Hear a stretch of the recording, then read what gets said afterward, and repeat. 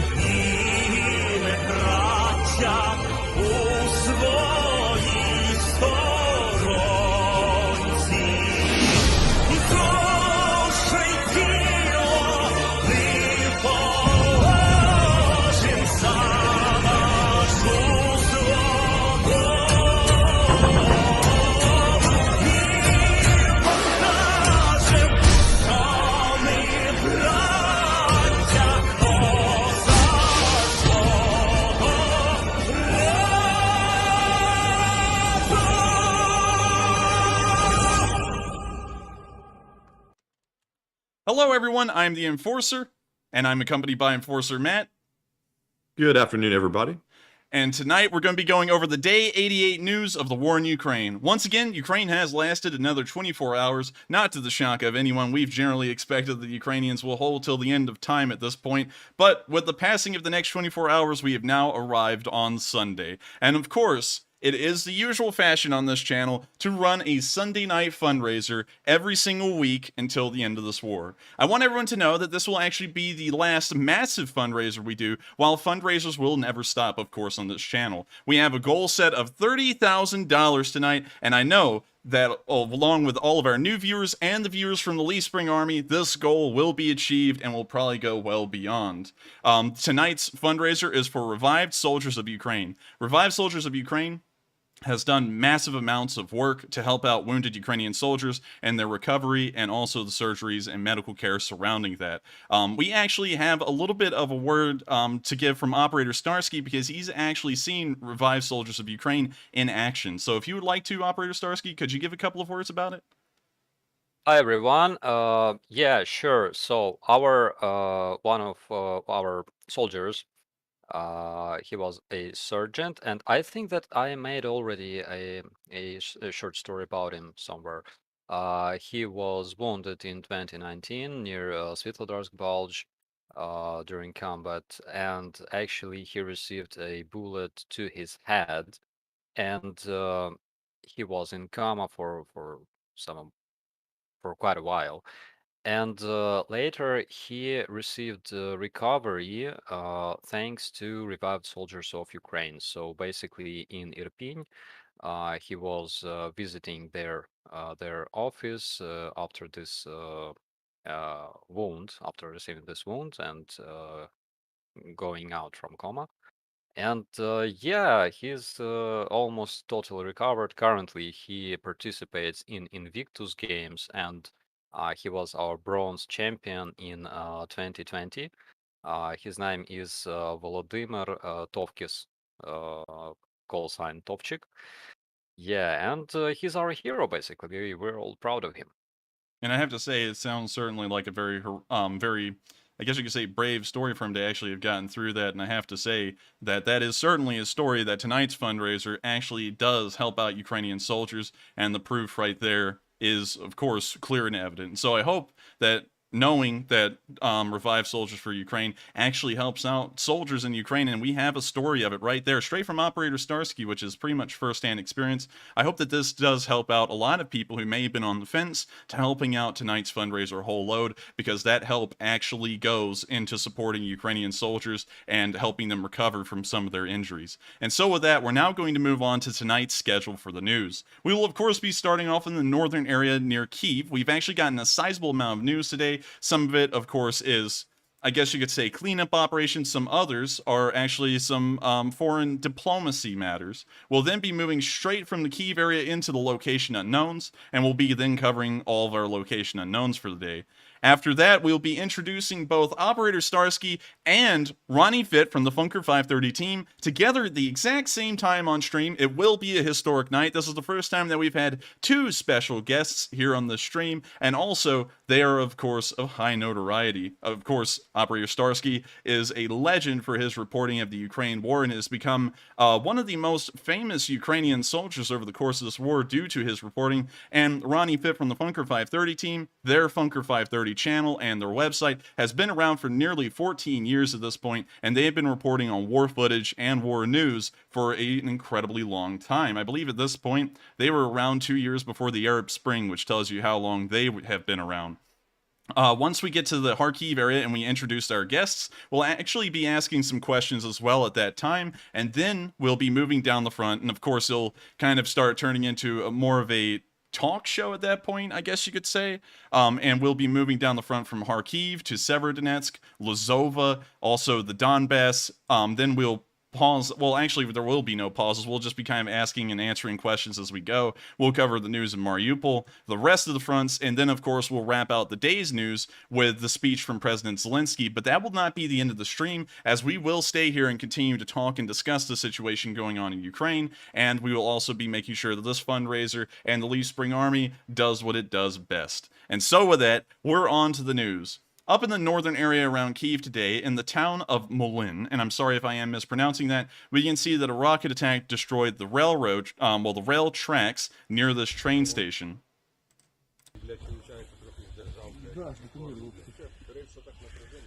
While the damage does seem significant, railroad tracks can be replaced incredibly quickly, usually within 24 hours. And so while this damage does appear to be significant to the railroad tracks in particular, this will most likely be cleared up incredibly soon, and Ukrainian supply lines will run as scheduled.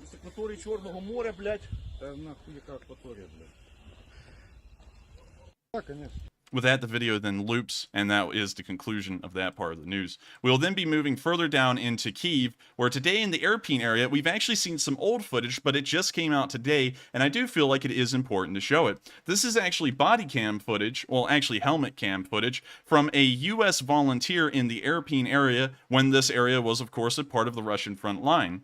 So here's that footage. Not really much to explain here. It's incredibly interesting to see. And so here's the video. Where is he? Was he with you? He was with you. Looks like it's gone into slideshow mode, so give me just a second, everyone. We're going to try and refresh this and see if we can get through the slideshow. It looks like we did. Okay, so there we go. So it actually is a slideshow. We can now see the video resumes, and we can now hear a firefight starting up in the distance.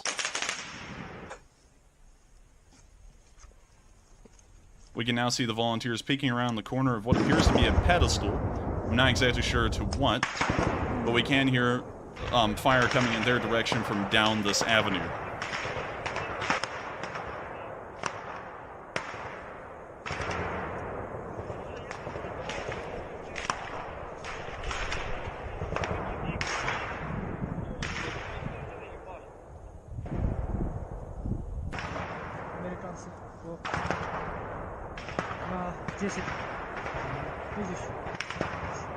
We can now see the soldier pointing into something in the tree line, but we can't really see it on the video.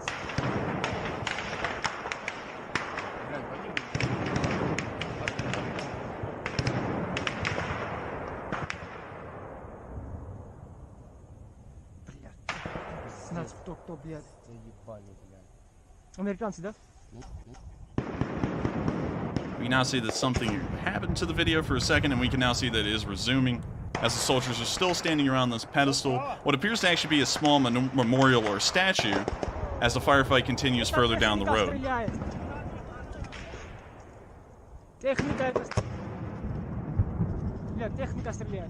that's our guys. We can now see that the video cuts to a view on the ground. It appears that the soldier may be prone. Ready? Yep. Now it seems that he's gotten up, but we can't really see all too well what is occurring on film.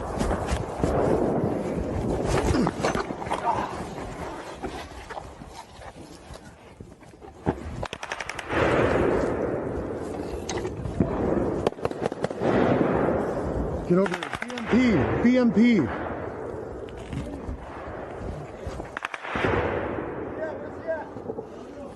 Straight in front of you. There's straight in front of you. There's the armor up there somewhere too. We see the armor. Oh, we saw the armor. That machine gun fires. Jesse, keep moving to me. I'll cover you. Commander's over here. Hey, move to the commander. Move to the commander. Come to me. I'll cover you guys. Go. Hey, just go down. Go down. Oh, keep going. I don't even know where the fuck they're at. Go fuck do we? All right, boys. Ready? Lay it down. We now see the soldiers firing into the distance at what is Russian soldiers. Well, we can't really tell what's going on beyond that. Who else is over here? Who else is over here? Go, go! We can yell them. We can hear them yelling "Go!" So I believe that there are soldiers crossing the street, but once again, we can't see that on camera.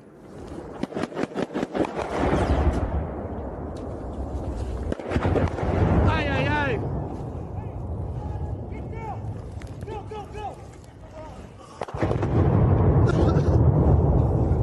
Hey!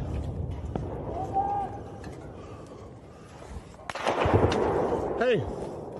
Going through a building?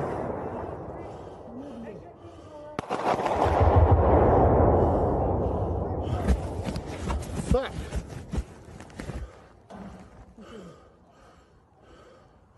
This way.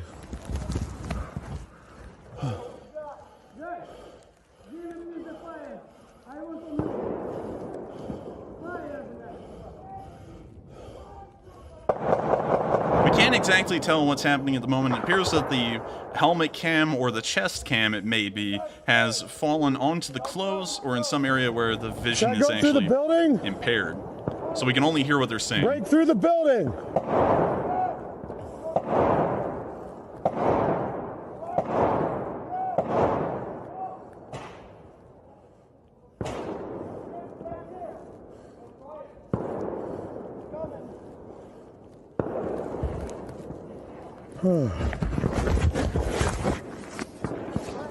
We can now see that the camera's actually been fixed. And the video ends right there, unfortunately. But we did hear the voices of American volunteers fighting in the area of Irpin, and we of course know that there is a massive contingent of foreign volunteers from nations all around the world that are still helping Ukraine out in this war. Of course, we know about the stories of Vasquez and his group of American volunteers up in the northern area near Kyiv, and we can see in this video that there was a multitude of American volunteers that were operating in the area, and of course, along with the Ukrainian military, they did help out in pushing the Russians back and eventually leading them to assume that trying to conduct any sort of offensives or conduct any operations at all in the northern front was no longer attainable and led to their retreat. So it's wonderful to see that the American volunteers are fighting as well as the Ukrainians, and hopefully they are helping out a large deal still. We're now going to move out of the Bucha Hostomel Irpin area and into the area of Kyiv, where we actually have a decent amount of news today that is incredibly interesting to see. Firstly, we saw that the Polish president actually arrived in Kyiv today and toured the city with President Zelensky. Here's a video of them walking the streets of Kyiv.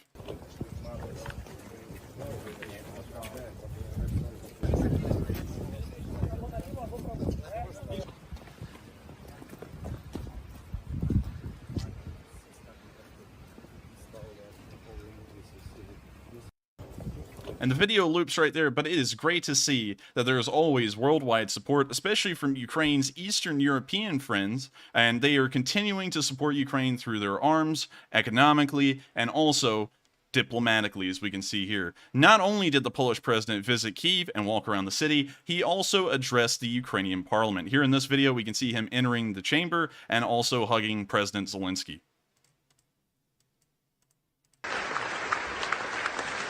There you can see the Polish president hugging President Zelensky.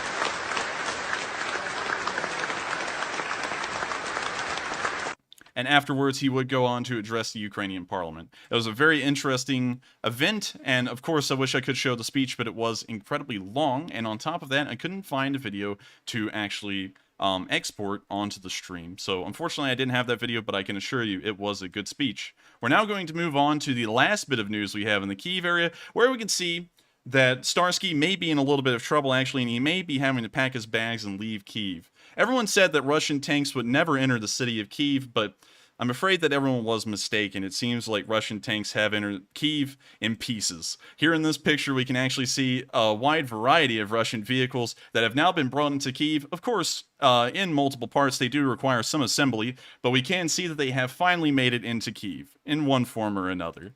Here we can actually see the turret of a BMD-4. You can tell because of the 100mm rifled cannon, I guess you could call it, gun, if you would like, and also the 30mm autocannon. In this next picture, we can see what appears to be a destroyed T-72B3 that has also been brought to the city.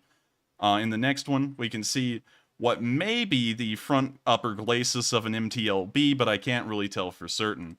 And in this last picture, we can once again see the T-72B3 from the frontwards perspective. It's very neat, and of course, it's always wonderful to know that the Ukrainians are now actually showing the damages that they've inflicted on the Russian units where the normal citizenry can see. And it does go to show in a way that Ukrainian logistics are apparently operating at a decent enough level that they can even do such extra things as transporting these destroyed vehicles into a city to show them off to the public. It's wonderful to know, and it is good to know that the Ukrainians are not only showing videos, but they are showing hardcore and undeniable proof to the rest of the country physically about the success of the Ukrainian military. With that, we've now covered all of the Kyiv and Northern Front news except for one last bit here near the Irpin floodplain. We can see that demining operations were underway today as the Ukrainians detonated some kind of explosives in a field. Here's this video.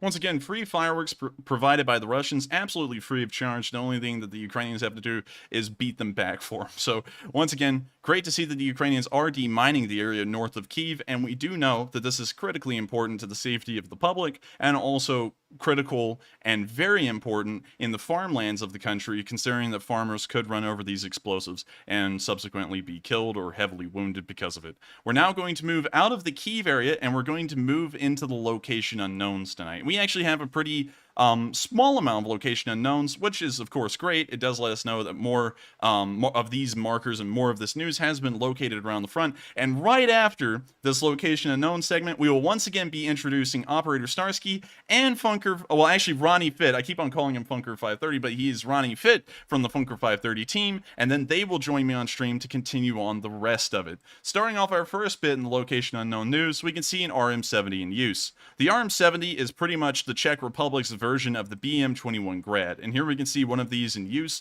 on the Ukrainian front lines today.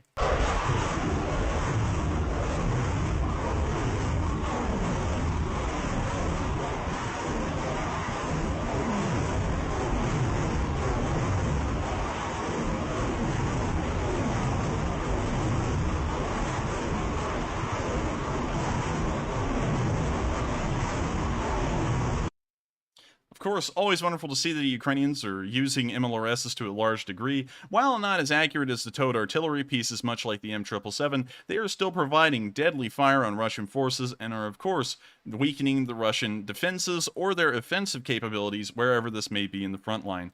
In the next bit of location unknown news, we can see the Ukrainians bathing in success, as you can say. Here we can see that they've actually transformed the carrying case for an in-law into a shower. We can actually see that they've installed a small shower head on the bottom of this and have filled the rest of the container with water. I guess this is literally showering in success. So great to see that the Ukrainians, of course, are a little bit creative in how they can actually create showers. We've actually seen a video before where they had this entire washing machine, shower, and toilet setup in the middle of the woods, which was really cool to see, and it's very neat to see that they're finding out ways to do this however they can, and this is one of the most creative examples we've seen so far.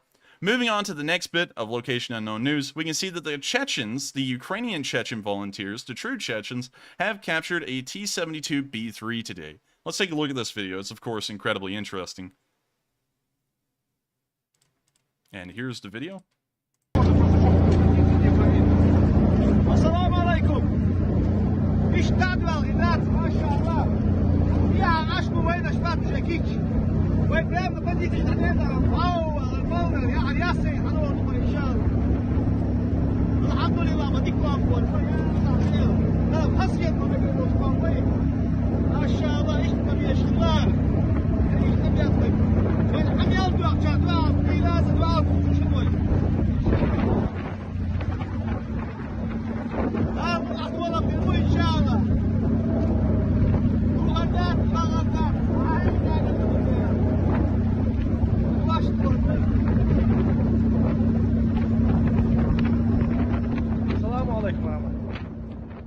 ويدوخ شتوش تانكي تايتان يودم مرعب جدات تانكري ايوين طبعا ما شاء الله سين استروي تانكري ايوين الحمد لله ويدي عاصي عاط ادوخ شدات اتوخ شين قام جيني ذات شيطان كواكو يسن عقل شيء دي تغن الحمد لله الحمد لله ديل قية بقر ما شاء الله تسن تانكيور ما شاء الله تسن استروي تانكيو ما شاء الله لا مو عديكنا كدوشن غجري سماقات ديلش مخدينا دوشن موكشا دوشن ابوش دوشن كونكريتنا دوي إن شاء الله السلام عليكم ورحمة الله.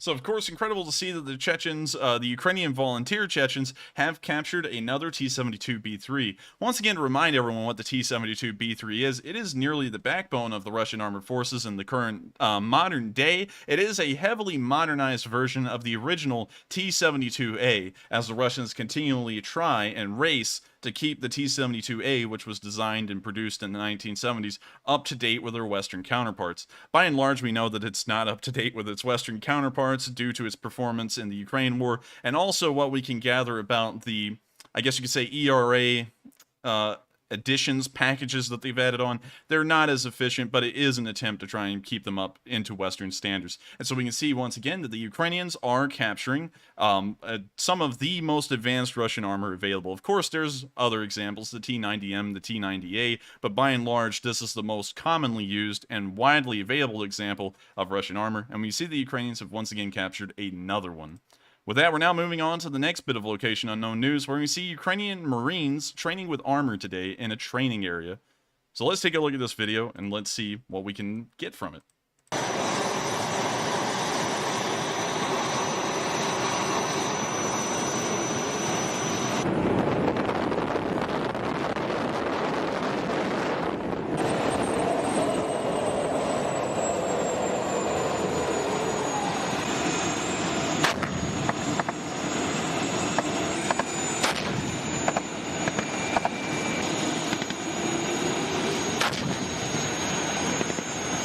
Unfortunately, I can't tell you what kind of tanks these are. It does appear like they're most likely a T-80 or a T-62. Most likely a T-80BV, but I'm not entirely sure.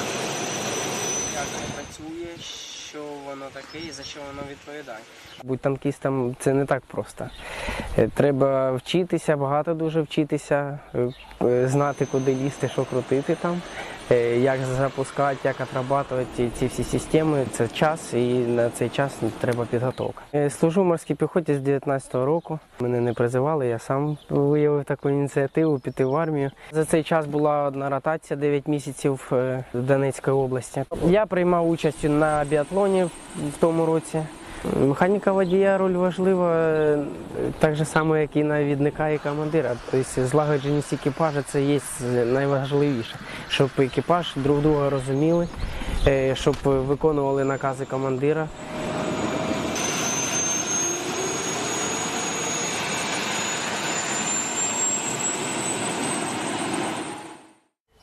Російським солдатам хотілося б передати, щоб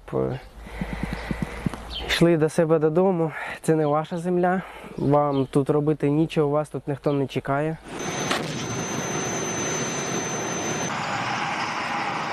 I would assume these are T-80BVs. I'm taking a very good look at them.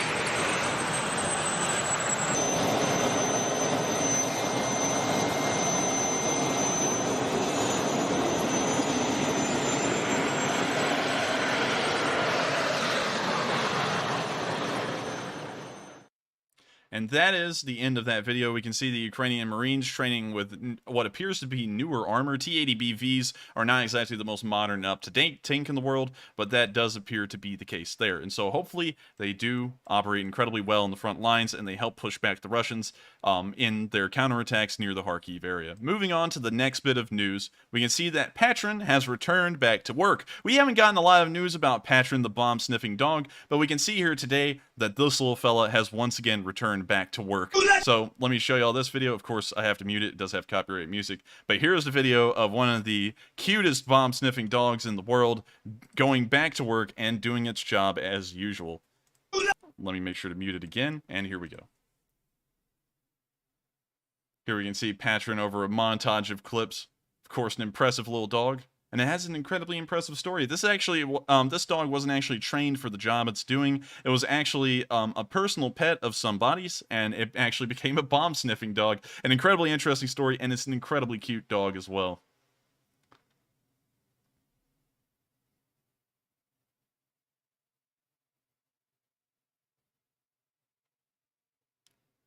And with that, the video now loops, but you could get a very good idea of how cute Patron the Bomb Sniffing Dog is. And of course, at the end of this video, we're now moving on to the next bit of Location Unknown news. And we were getting that much closer to bringing on our guest stars for the night, Operator Starsky and Ronnie Fit from Funker 530. In the next bit of Location Unknown news, we can see Roman Gibrov, I believe is how that name is pronounced. Of course, I'm most likely mispronouncing that, but he's actually the man who said the famous phrase at Snake Island. Of course, I don't say cuss words on stream, so I think y'all do remember the phrase, Russian warship, go screw yourself. And he's actually returned to Ukraine in a prisoner exchange. He's been there for quite some time now, and he's now signing envelopes and selling them to help out with raising funds for the war effort. Here we can see the video of him along with some volunteers that are addressing the public. Unfortunately, I don't know what they're saying. There is no speech-to-text translation, but here's the video.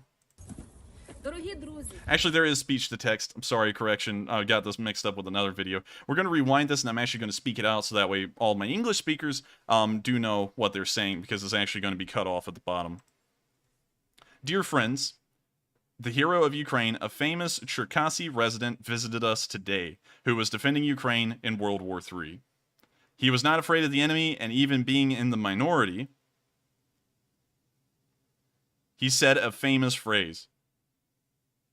Russian warship, go screw yourself. Volunteers of Center for Assistance to the Army continues to help our defenders every day.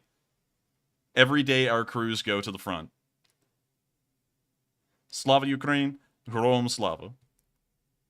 And it's, of course, very wonderful to hear that the man who said the famous phrase that has become one of the slogans of this war in Ukraine and around the world is, of course, still helping out in any way he can. Of course, the ultimate epitome of patriotism to his country, and hopefully his help is helping out on the front lines to a massive degree. We're now going to be moving on to the next bit of Location Unknown news, where we can see another cute little video. Made sure to put in a decent amount of these tonight because they're just nice. And so we can actually see that the Ukrainians managed to save a kitten today from a derelict building.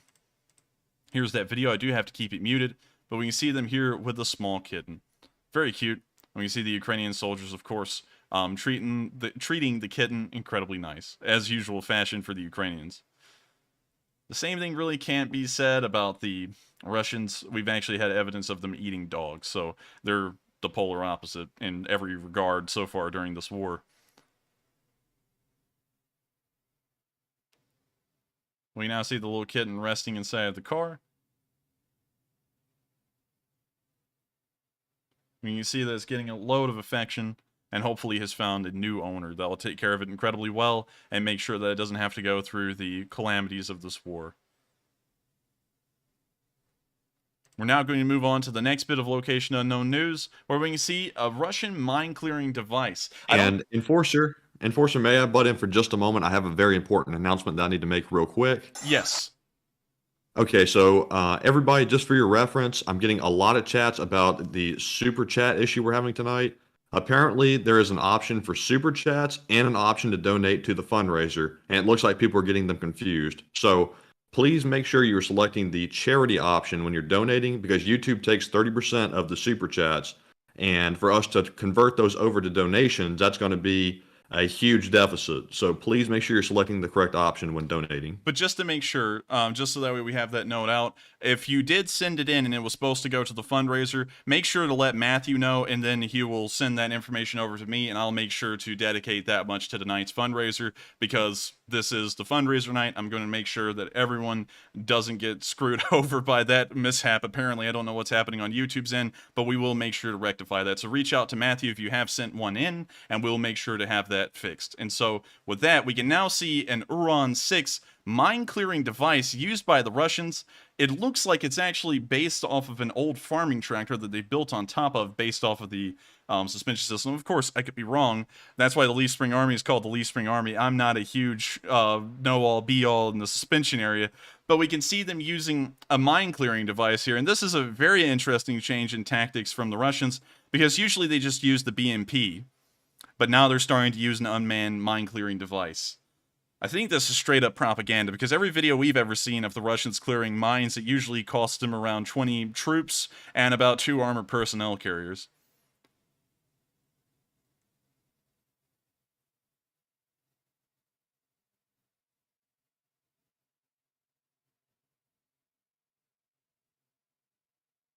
We can now see the mine-clearing device moving down this road.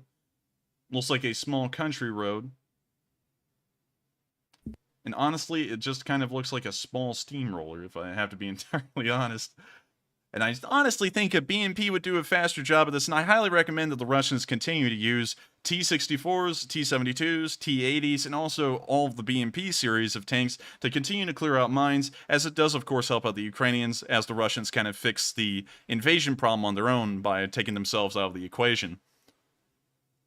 We can now see the perspective of the operator looking over some kind of a laptop-like interface as the mine-clearing device continues to move on further. We can now see Russian sappers with what appears to be metal detectors moving down the sides of the road and probably not picking up anything. The honest truth is that we've seen one of these videos before, and the cameraman actually stood in front of the so-called sappers and filmed them as they were supposedly clearing out a minefield area, which didn't make any sense because if it was minefield, how's the cameraman standing in front of them and hasn't disintegrated? So not really sure if this video is genuine or authentic. This may be the Russians filming somewhere in the backwoods of their own country and making it look like they have modern tech clearing out the mines. We're now going to move on to the next bit of Location Unknown news, where we can see the Ukrainians practicing with some new grenade launchers. Unfortunately, I don't know the specific name of these grenade launchers, but they appear to be a standalone kind of weapon. Usually, we see grenade launchers used by the Ukrainians, although this isn't entirely true and there are exceptions to it, being slung under the rifle barrel. This appears to be a standalone grenade launcher. Once again, I don't know the exact name. I try and know as much as I can, but I don't know everything. But we can see the Ukrainians appearing to get familiar with this form of weapon system here.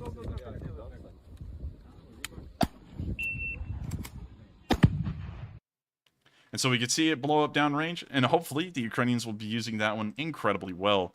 We're now going to move on to the last two bits of Location Unknown news, and with these last two bits, we're going to be bringing Operator Starsky and Funker530 onto the stream here in just a second, and they will be with us for the rest of the night. Moving on to the next bit of news, we can see some wiped out Russians. Now, I would like to say in advance, I did include this video because Operator Starsky is on tonight, and so he does like to see videos like this, I do believe. He has a little bit of a personal thing against the Russians, of course, like every Ukrainian does. This is not graphic. It does show bodies, but it is not incredibly graphic. So if you are a little bit squeamish to this, please make sure to click off the video and click back on. But here we can see the Ukrainians inspecting the aftermath of their attack on these Russian units. And so here is the video. На рибалочку, зараз я вам покажу їхні удочки. Ці підараси їбані. Дивіться. Ну як, пацани, наловили рибочки, блядь. Отак здихають тварі.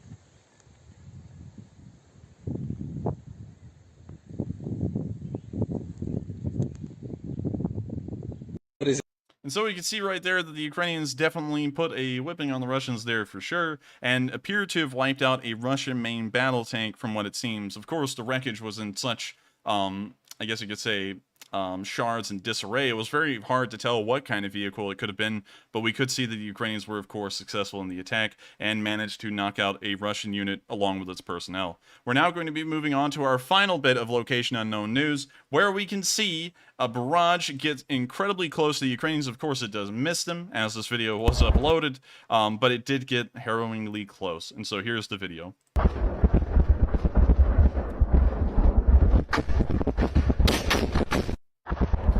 So you can actually see some of the dirt from the explosion of the shell actually falling into this foxhole or dugout, whatever it may be, and that does tell us that that barrage did get incredibly close to him. Fortunately, they did make it out okay. As far as we know, the video was uploaded, and so they must have been safe and well to have done that, and so it is good to know that it was just a close shave only and didn't actually harm them or kill them. And with that, we have now reached the end of the Location Unknown news, and we're now to the point that everyone has been looking forward to tonight. Now, of course, I have to give them a massive intro. Both of them are incredibly good in what they do, and Operator Starsky is a legend amongst the Ukraine war news community. So, without further ado, we're introducing the man, the myth, the legend, Operator Starsky, and also Ronnie Fit from Funker 530, who's been doing war news and war footage for 14 years. Welcome to the stream, y'all. Hi, everyone. Hello. All right, and so with that, we're going to have them around for the rest of the stream, and of course, we'll just be shooting some stuff backwards and forwards and chit-chatting a bit. And with that, we've actually reached the end of the Kyiv and also Location Unknown news, so we're actually going to answer a few questions from the chat now that we've got both of them here, and we're all just going to shoot them back around with each other, and then we'll start moving down the front and covering some of the news in between. And so with that, Matthew, what kind of questions do we have so far? All right. So, hello, everybody, again. I did have to butt in earlier about the Super Chat issue, but it's good to be with you once again. And first up, Enforcer, would you like me to recognize some of our top donors of the night? Yes. All right. So, first up, we have a whopping $500 donation from D. Shaw. Then we have a $250 donation from Paolo Corradini, a $200 donation from Ronnie Fit, one of our channel guests tonight. Then a $200 donation from Jim Darby, BC Skyman, Russell Wheeler, Neil Sullivan, Hitrout Teeden, Russell Rikus, then Tim Q. And then we have a $185 donation from Junebug72 and Steve LaPlante. And then some guy called The Enforcer puts in $166. And then a $150 donation from Not a Channel, Derek CZ, and a $100 donation from Lillis Embers. And we have a few more here. Bear with me for just a moment. Then we have a $100 donation from Trevor Smith, April Cryer Phillips, NBD, Susan G, DJ Bonebreaker, Neil Sullivan, Dutch R. Jen, Kim D, James Newland, John Webster, LG, JK Grooves, Caffeine, Kev C, and then we have a $75 donation from Momcat Max, $50 donation from Saranet Brenz. And that is our top donors for the moment. If you have donated a smaller amount, of course, it matters a whole lot. We've gotten to $12,000 on our fundraiser for the night, and we're doing tremendous. We're only a short while into the stream, I think just 30 or 40 minutes into the stream, and we're already at 12,000. So we're getting very close to reaching our halfway point on the goal. And with that being said, we do have some super chats tonight because for some reason we have a super chat option. So, Enforcer, do you want me to hit the super chat questions first or just the normal questions? Touch on the super chat questions, but I also would like to make sure that we touch base with these super chatters and make sure that that was supposed to either go to us or to the fundraiser. Because if it was supposed to go to the fundraiser, I want to make sure that we can correct that and that will go to the fundraiser. And so with that, let's read off some of those questions. We'll all try and answer them the best we can. And if you did want that to go to the fundraiser, let us know and I'll make sure to rectify that later on the stream. And so with that, what is our first question for the night? All right, so first up, let me verify with Russell Rikus, who put in a $200 donation.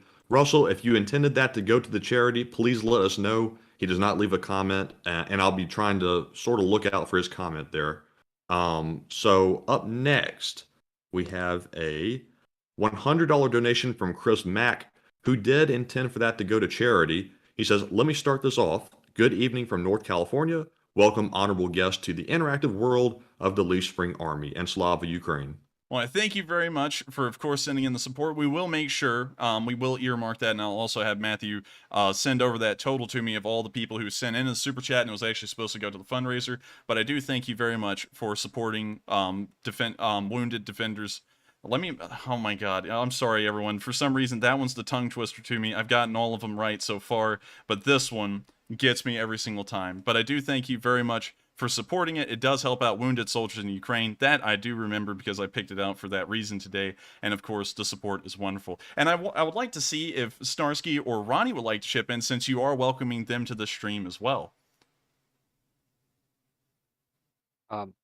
Yeah, so I wanted to say a couple of words regarding our soldier who was receiving recovery in revived soldiers of Ukraine. So he was a boxer. He was a driver. He has a car, and after that wound, so basically, I think that I will make a separate post about it. So basically, he received a bullet to the head, and the bullet went all the way through his right part of the head, and it got stuck under the skin on the back of his head. And literally, when I saw him, probably like a couple of weeks after this wound, he was like a vegetable. So basically, he was in coma, and our main thoughts were, like, let him leave. Like, we were like hoping that he would just leave, no matter whether he will be, like walking or whatever. So he recovered, but he had a lot of issues with his left part of the body. He couldn't move his hand, his arm, and his leg, and stuff like that. And I went back to that Svetlodarsk Bulge, and after we have returned, like the deployment finished and whole brigade returned back. So I was making videos of my guys, and I hear this like, "Hey!" I turned around and I saw Tovkis, and I didn't recognize him at first because he was wearing mask, COVID and stuff.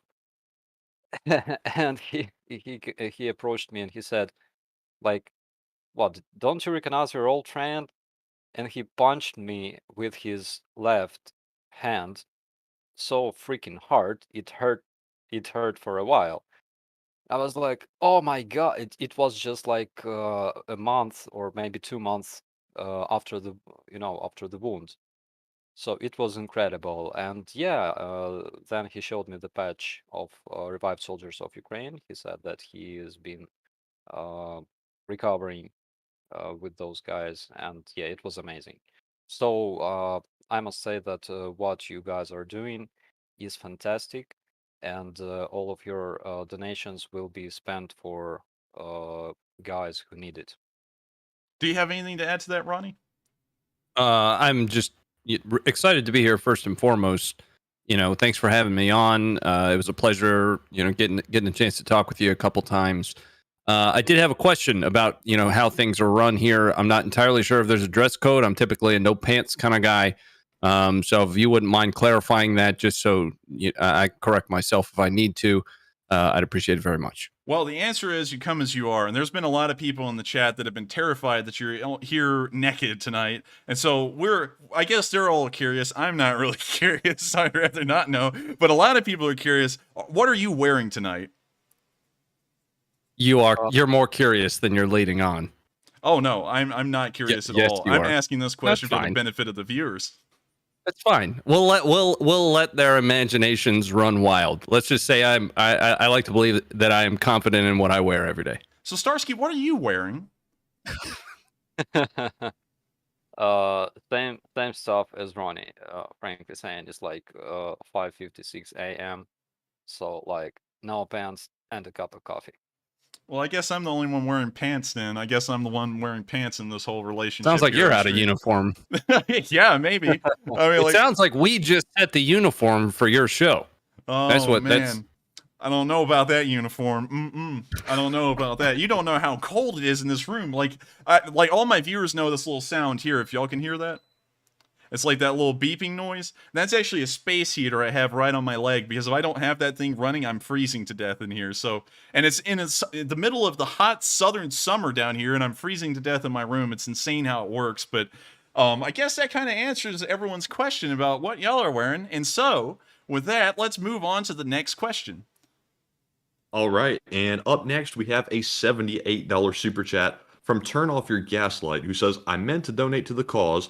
Can you move my super chat to revive soldiers of Ukraine?" Yes, we can. And if Matthew, can you make a total of all of the super chats that came through that were supposed to come through the fundraiser? And I'll make sure to change that out by the end of the stream, so that way we can make sure that everyone who does send in a super chat will have it donated towards the cause. So if you could make sure to add up the totals over there and make sure to give that to me at the end of the stream so I can send that in, please do that for me. And so with that, we will make sure that that does go to the fundraiser, because that's what these Sunday fundraiser nights are for. I don't know why YouTube's having a glitch right now and they're actually making it where some of them are super chats. That's stupid. That's not the goal. So we will make sure that that does go to the fundraiser. And so with that, we're on to the next one.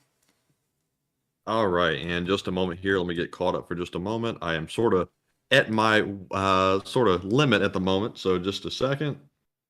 Let's see here. So up next, we have a $17 super chat from John Zoidberg, who says, I sincerely hope this helps. Wishing you all continued strength and courage from Canada. Well, I thank you very much for the support. I feel like that one most likely was being geared towards the fundraiser, so we will make sure to touch base on you and see if it was supposed to be, and if it is, we will make sure that it does go towards the fundraiser. Does anyone, do you, Starsky, or Ronnie have anything to add into that, considering that they are wishing us all the best? Thank you it's so much. yeah, it's appreciated, right? At least from my perspective and from the enforcer's perspective, we're looking at this from a very, outside looking in kind of way. Starsky, you're there. You're seeing what's happening, and I hope that you're able to keep your head down, and everything turns out for the better. It's for an overgeneralization of a very complex situation, kind of way to say it, but Yeah, thank you, my friend. Yeah, I really hope that it's gonna be okay very soon. We all do. And yeah. All right, and with that, I think we're going to actually start moving on with the news. We will, of course, be asking questions and answering them. And also, Starsky and Ronnie, feel free to interject whenever you feel when watching these clips. I feel like y'all should be able to see them through my stream. Are y'all able to?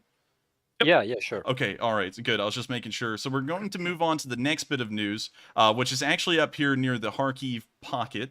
I wasn't able to, well, of course, I don't identify where Ukrainian units are, even though there are maps out there that does show them. But the 92nd did come out with a video today showing their activities on the Russian lines near the area of Kharkiv. So we're actually going to play this clip. Of course, I have to keep it muted because of copyright reasons, but here is the video.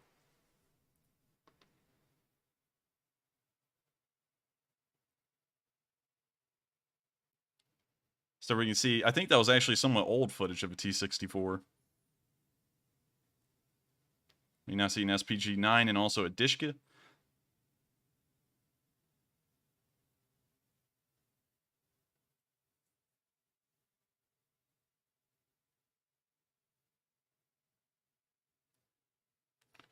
We now see a crew abandoning their vehicle after it was hit. Well, let's take a look at that one again. So we can see here, crew bailing out and running. It actually looks like all of them got out okay. That's interesting. It looks like the round also hit near the rear of the turret as well.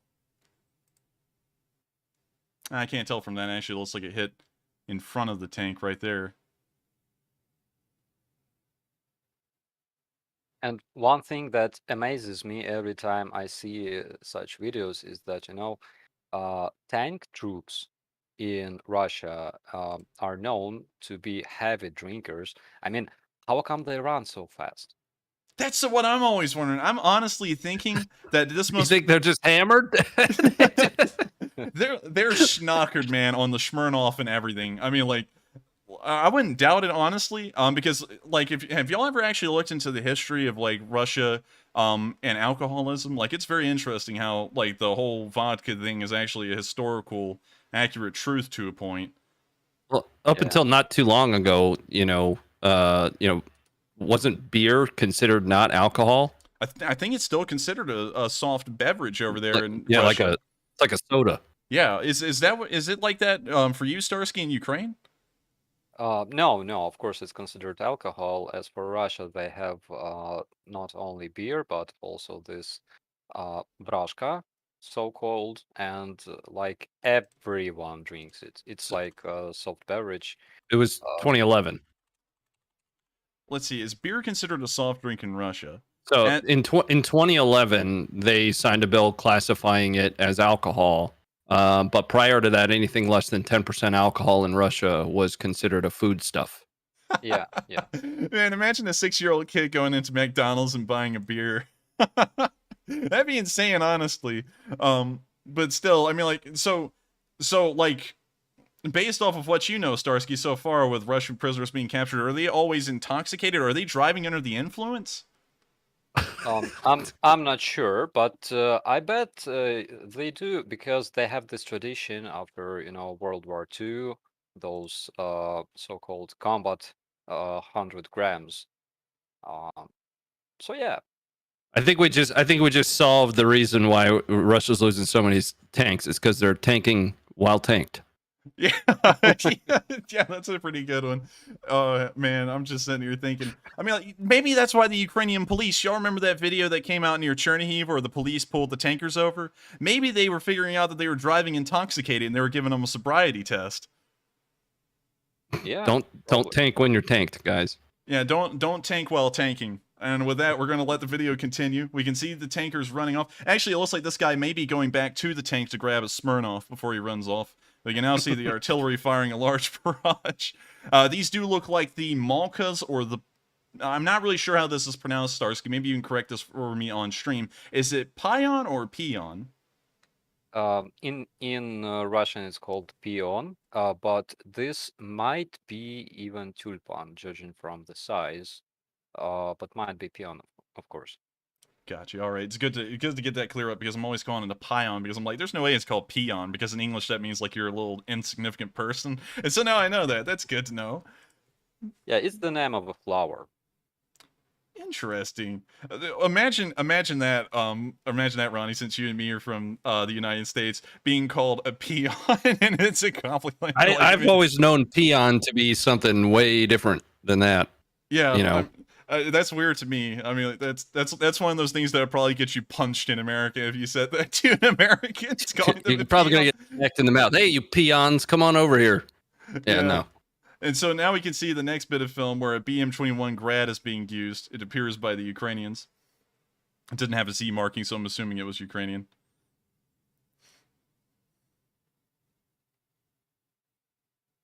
Man, Starsky, now you're adding a whole new layer to this. Whenever I see artillery shells landing and exploding in the woods, I'm thinking about how drunk Russians would react to that kind of thing. They will run. They will run. I mean, honestly, maybe if we took all the captured Russian prisoners, fired a starting pistol in the air, maybe we could do a 10K charity with them, maybe. Because they can run, that's for sure. And so that's actually all the news we have in the Kharkiv area today. And just to summarize, the Kharkiv, I guess you could say, frontline condition right now, as far as we know. We haven't been getting a lot of news lately about how this front line is progressing, but we do know, as of last we heard, the Ukrainians were still pushing counterattacks in this area and had liberated at least 1 or 2 more villages, but I've never been able to confirm which ones those are. So sadly, we don't have that information, but we do know that the Ukrainians still have the upper hand here in this Kharkiv pocket, and it does appear that they are still taking the initiative and trying to finally push the Russians all the way back to the border across the entire area north of Kharkiv. So we're now actually going to move down the front. We've gotten no news from the Chuhiv area. Hopefully I'm pronouncing that correctly. Also, the Balaklia area has not had any news as of right now. The Izium area has once again fallen quiet today. We have not gotten any more news on Izium, but last we heard, the Russians had largely stopped their counterattacks and were attempting to regroup or resupply to then start more counterattacks, once again trying to push down the M03 highway towards Slavyansk, and of course, in the Russians' eyes, hopefully cut off an entire large part of the front line from the rest of their forces. We're now going to move all the way to Severodonetsk itself. Once again, the story of no news occurs near Lyman as well. And so we're finally going to reach Severodonetsk, to where in our first clip, we can see Russian forces actually fighting within the outskirts of Severodonetsk today. Once again, the Russians fabricate a lot of footage, but I did feel like it was a little worthy of showing. And so I'm actually going to let I know Starsky's going to riff on this thing because Russian footage is very questionable. And so here's the video.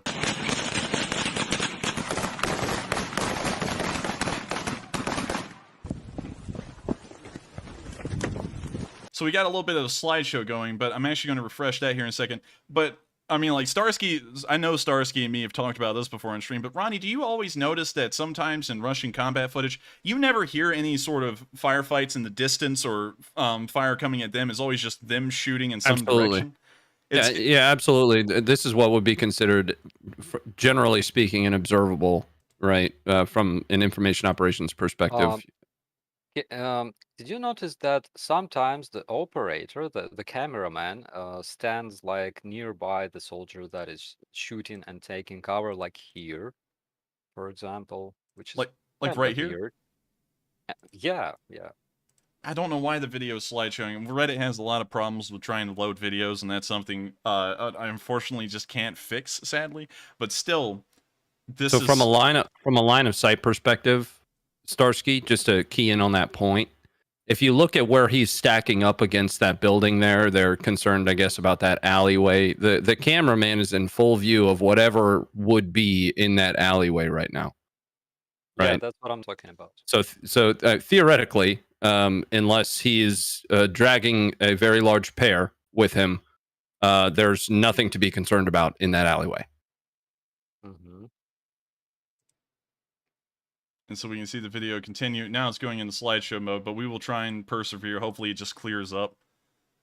So we can see that the cameraman there is now in the alley as we're watching it as a slideshow. They're now moving down the alley, looking around. It appears that they're looking through the houses.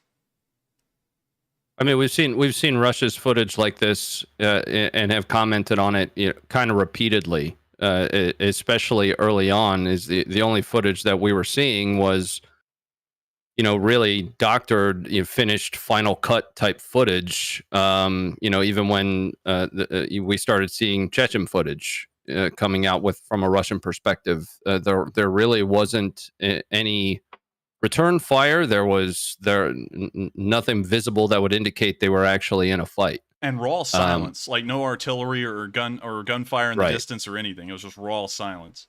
But there was that 1 week from hell where the Chechens actually did get on video where they were close to the front lines, and you see Chechens getting smacked down everywhere, shot. Oh, is that where they were holding their rifles above their heads and shooting? No, I think that was like a week or two before, but it was. Okay. But it was hilarious. There was 1 week where every single video they put out, someone got hit in the ankle, someone got shot in the back in their plate, and then just fell in the open and just sat down there and started wincing, and I like that was. Oh, so there were actually I remember that. Yeah, so there were two back-to-back videos where I want to say there was an RPG guy looking down an alleyway. He kind of gets hit, drops his RPG or his weapon. I don't recall what it was.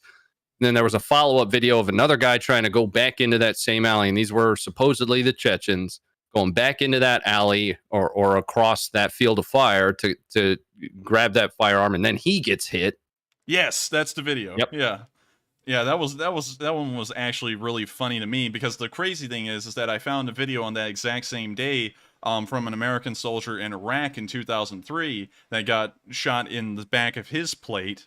I don't know where it was, but when he got hit, and you could tell that the round hit him incredibly hard. It looked like it took the wind out of him and knocked him down for a second. Unlike the Chechen who just stayed in the ground in the middle of the open, this guy got up and he took off. And you could tell that both times the plate stopped the round, and I was like, I think. Well, go ahead. I'm sorry. I think the Chechens might be a cheerleader force to the degree that even when they get shot, they just freak out and just freeze up and just sit there. I think the perception, at least from a general perspective, right? Looking at this from the mass perspective, the perception that led me to is the Chechens historically, and that's why they got the name the TikTok Battalion, because all they were doing is posting selfie videos and laughing and joking around. Once they finally did get into combat, it appeared, based on the footage that we've seen, I obviously can't speak to what I haven't seen. I don't know what I don't know. That once they did get into combat, they were then ineffective. Yes, that's something that was generally easy to see on film, like for everyone, and everyone was sitting there like, "What are they doing?" And whenever there was the video of them shooting at the stoplight, right? Yes, there was that one. That was like the first 2 weeks. Do you remember that one, Starsky? No, not really. Oh But man, that's exactly the reason why you don't record TikToks in the red area. That's true. Also, speaking of which, I just remembered this, and I actually want Starsky to go over the story all over, Ronnie, because I don't know if you heard about this one, but this is the funniest thing. I showed a 240 millimeter heavy mortar from the Russian side that was being used in the area of Severodonetsk. So, Starsky, if you could go over that story and tell everyone here what your unit actually did and how it was involved in that story, I bet a whole bunch of people would love to hear that. Yeah, so it was in near the area of Severodonetsk.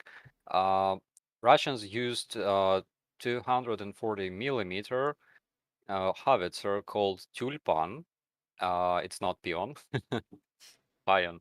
So they used that howitzer previously, I think, in the area of Mariupol, for shelling the Azov Steel, and then it was moved to Severodonetsk region. And yeah, it was kind of pain in the butt, but our guys noticed that huge hangar that was used to hide this tulpan and a bunch of other lighter vehicles. And our brigade, together with 24th Brigade of the Armed Forces, started shelling that hangar, and Russians attempted to hide, to relocate that tulpan, and yeah, it got hit, and yeah, it ceased to be, so to say. You know, what's insane to me is that we had actually showed that video here on stream the day before and showed the Russians near that hangar and everything, and then the next day we got the footage coming out of the mortar burning in the exact same spot near that hangar, and that was probably like the funniest ending to a story that we've ever gotten during this war, because you saw the Russians bragging about it, and then the next day you saw the thing burning near that same hangar, and they'd said nothing about it.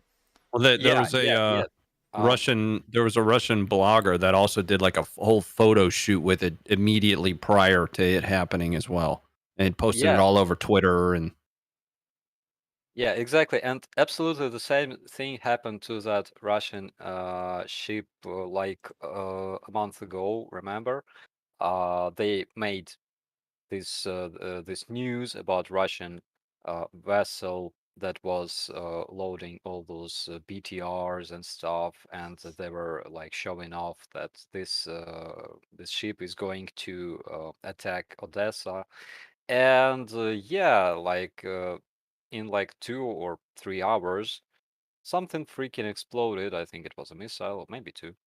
Uh, so yeah, they help us a lot. And I remember I was making a video about that, and I said that yeah, it would be great if Russian journalists could provide us with more information like that. And yeah, basically that's what happened.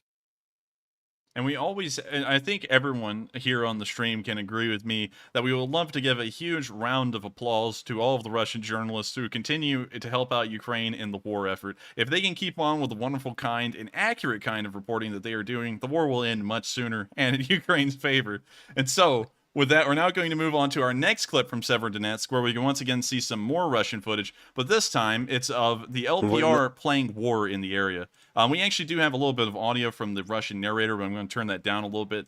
So here's the video.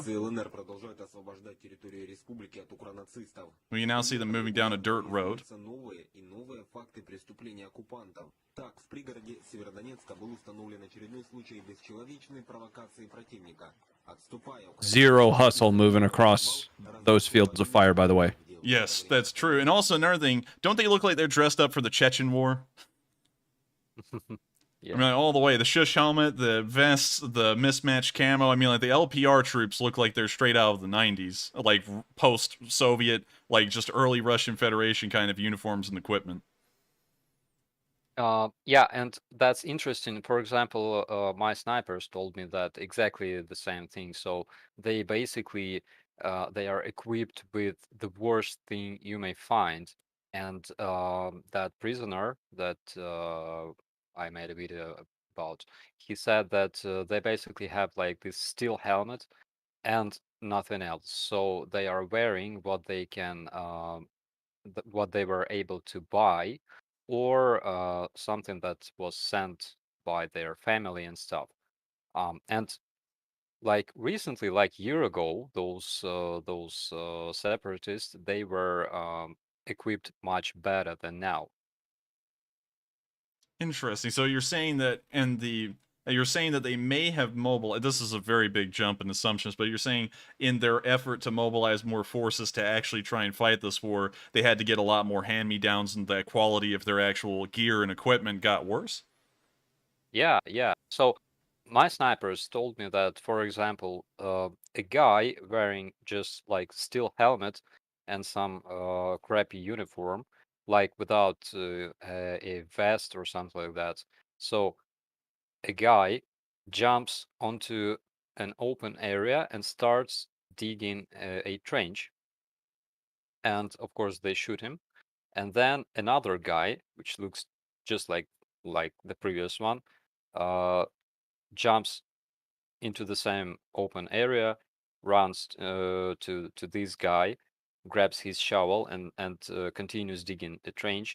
And like it repeats, like it's repeating, and there may be like 5, maybe 10 people doing the same thing. And yeah, they said that they were very, very, very crappy uniform. That kind of sounded like the story from didn't that sound like that story to you, Ronnie, from Enemy at the Gates? If you ever watched that movie where the Germans are trying to lay the telegraph wire and they keep dragging it across the open. Yeah. It really does. Yeah, that sounds. The Russians are the Russians are doing now what the Germans in that movie. Of course, Enemy at the Gates, while a good movie, it's not entirely historically accurate. Based off of the actual story, but still, they're doing what the Germans did in the movies, which is awful to say the least. So we're gonna let the video continue.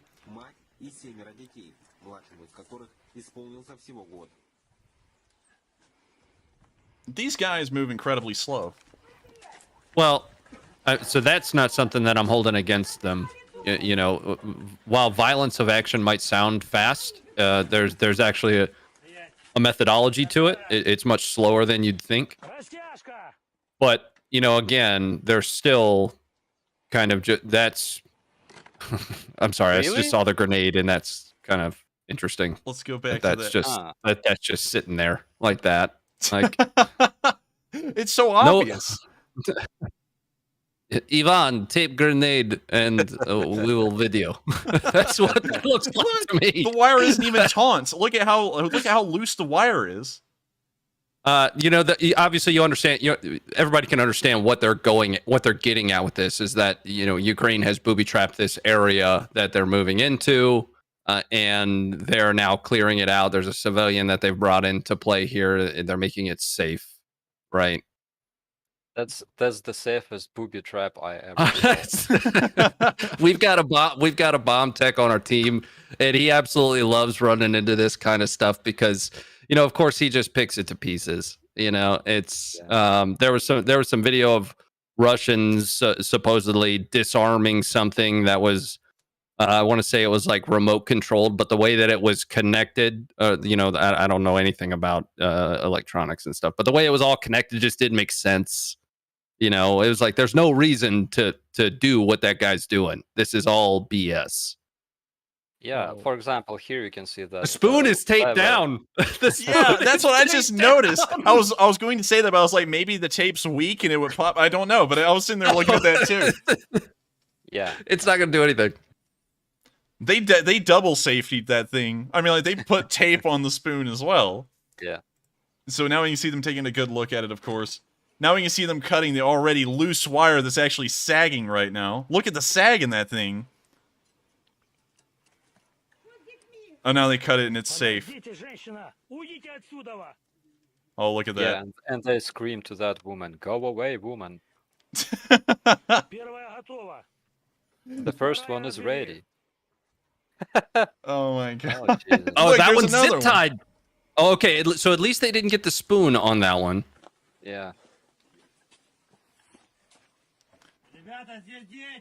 So now they're going down into a cellar.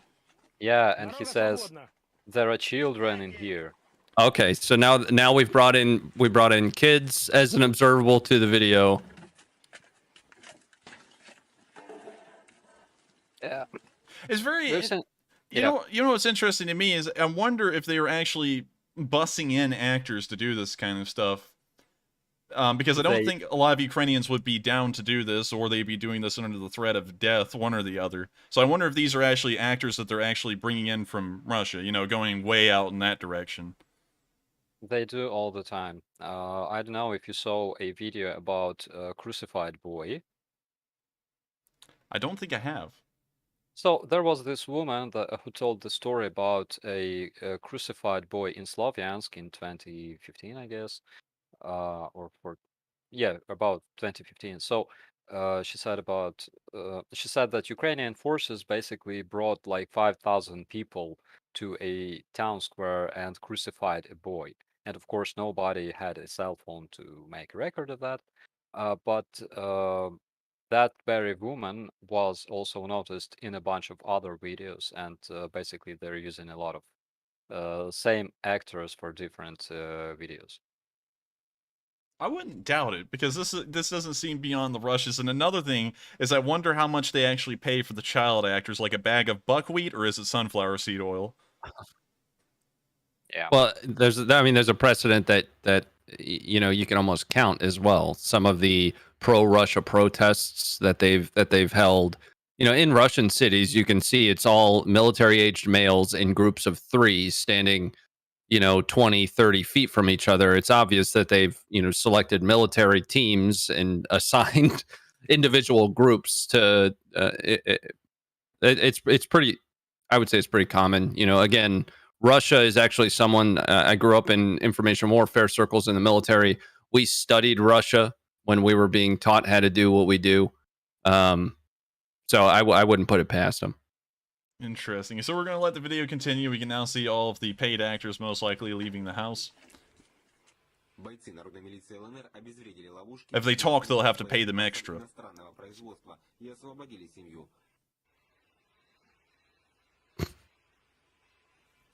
Yeah, so basically he says that the troops have liberated this family and saved their lives, and now they can have friendly chat, you know, outside of that.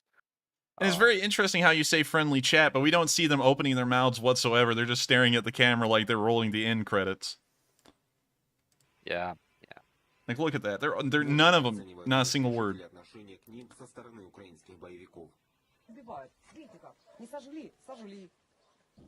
Yeah, so not Von Bayern in the chat, I think, is tracking the video that I am. The flags all were the same size, like the same pole. Like, it was like they were issued flags, told you 3 stick together, you 3 stick together, you 3 stick together. There's a precedent for stuff like that that has definitely been established by now. Interesting. I'm also going to rewind this real quick so that way Starsky can tell us what this woman is saying real quick. So, Starsky, do your magic. Mm-hmm.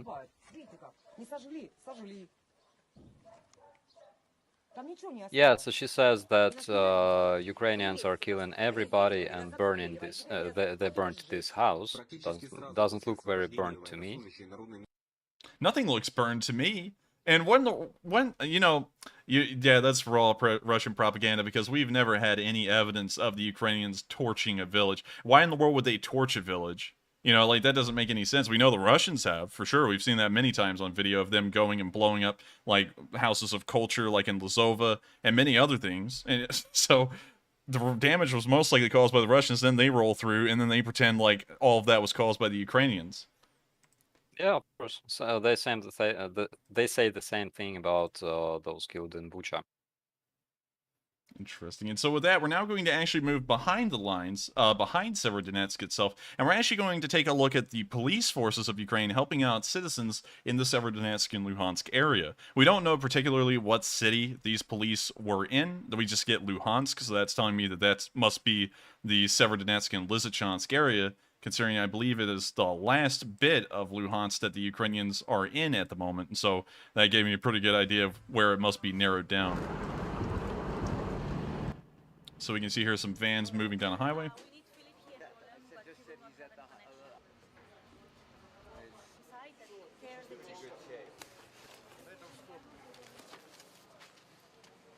Yeah, that woman wearing glasses, she's actually working in the Ministry of Defense. I saw her like last week on Monday. the ministry. Well, that's really cool. Did y'all talk a lot, or was it just kind of like a passing walk by kind of thing? It was kind of awarding ceremony. Oh, okay, okay. That adds a lot more context to it.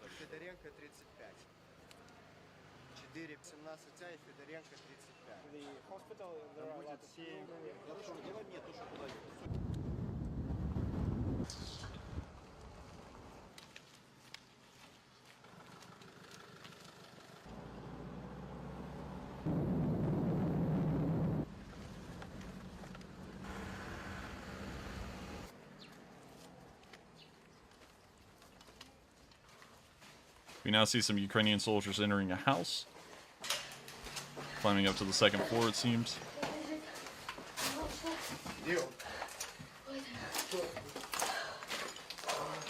Something happened.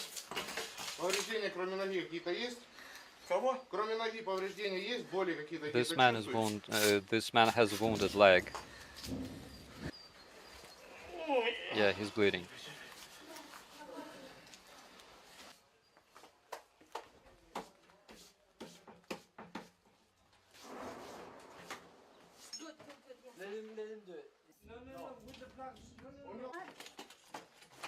Basically, nowadays you cannot tell policemen from soldier. They look all the same. They do pretty much the same job. In like not far from Kiev, I think near Brovary. Police forces destroyed tank, like a couple of tanks in the first days of this invasion, and there was even a video posted from our police department. So they're doing basically the same job as soldiers, and we call them street infantry. So, so are they as well equipped as a normal infantry unit, or are they lighter equipped? Yeah, they have the same equipment, even better, because they're using AK-aim rifles. We are using 545, and they are using 7.62, and they have grenade launchers, RPGs, and stuff like that. Wow. Now I don't know about you, Ronnie, but I don't think I'd want to be pulled over by those cops. Yeah. So that you just mentioned something interesting that I've suspected, and I really just haven't ever had a chance to speak with someone with that experience, and that is the variance at the troop level of preference on over 545 in comparison to 762. How much of a preference is there to get that 762? Because the 545 was introduced really as a competitor to the 556 by 45. Yeah, the reason why we are trying to pick 7.62 is because 545 gives a hell of a ricochet. That's why, for example, it's not very efficient for using in forests and green area. I mean, like forests, because there were cases that, for example, when there's a guy sitting behind a bush, there's a chance that 545 will not reach this guy through the bush. So 762 is kind of known for its penetrative capabilities, and there's the common I wouldn't say idiom, but saying that if you're hit with 762, you actually are more likely to to survive to an extent because of its penetrative capability over like a 556 by 45, because that round is designed specifically to ricochet, or at least to fragment and tumble once it hits something. So what you're saying is a preference on the ground of 762 over 545 is to avoid that higher muzzle velocity, more propensity for it to tumble after it hits something. Yeah, because Okay. 545 bullet, yeah, it gives nice ricochet. For example, it's very good for when you are clearing the house. You can literally shoot a bunch into a window, and there's a chance that everyone inside receives, wounds. But 7.62 is better in forests, in area where there are That makes bushes sense. and trees. Yeah. Yeah, I can understand it. Defeating defeating barriers, 762 is gonna win that fight over 545. Yep. Okay. And so with that, we're going to make sure this video keeps on rolling. We can now see that they're loading the wounded man into the van. Госпиталь. Там тяжелый 300, мы уже почти на подъезде.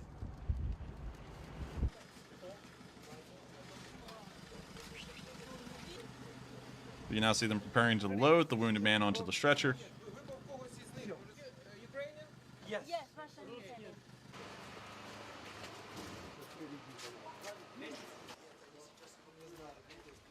Yeah, so there are foreign volunteers as well. I've heard probably French and English language. Чтобы голова в разные стороны не... So you're the how do you pronounce it? Malyuk? That actually comes chambered in all 3 of those rounds, doesn't it? Yeah, Maluk. Yep.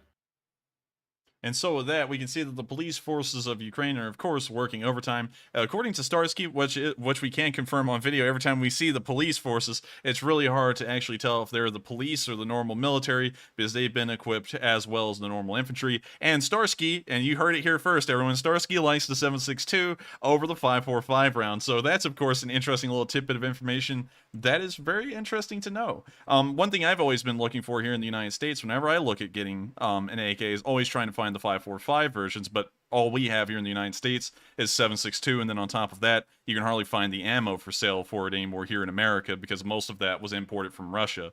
And so, with that, we're now on to our next video, where you can see an SPG-9, which is a recoilless rifle being used by the Ukrainian forces in the area of Severodonetsk and Lysychansk.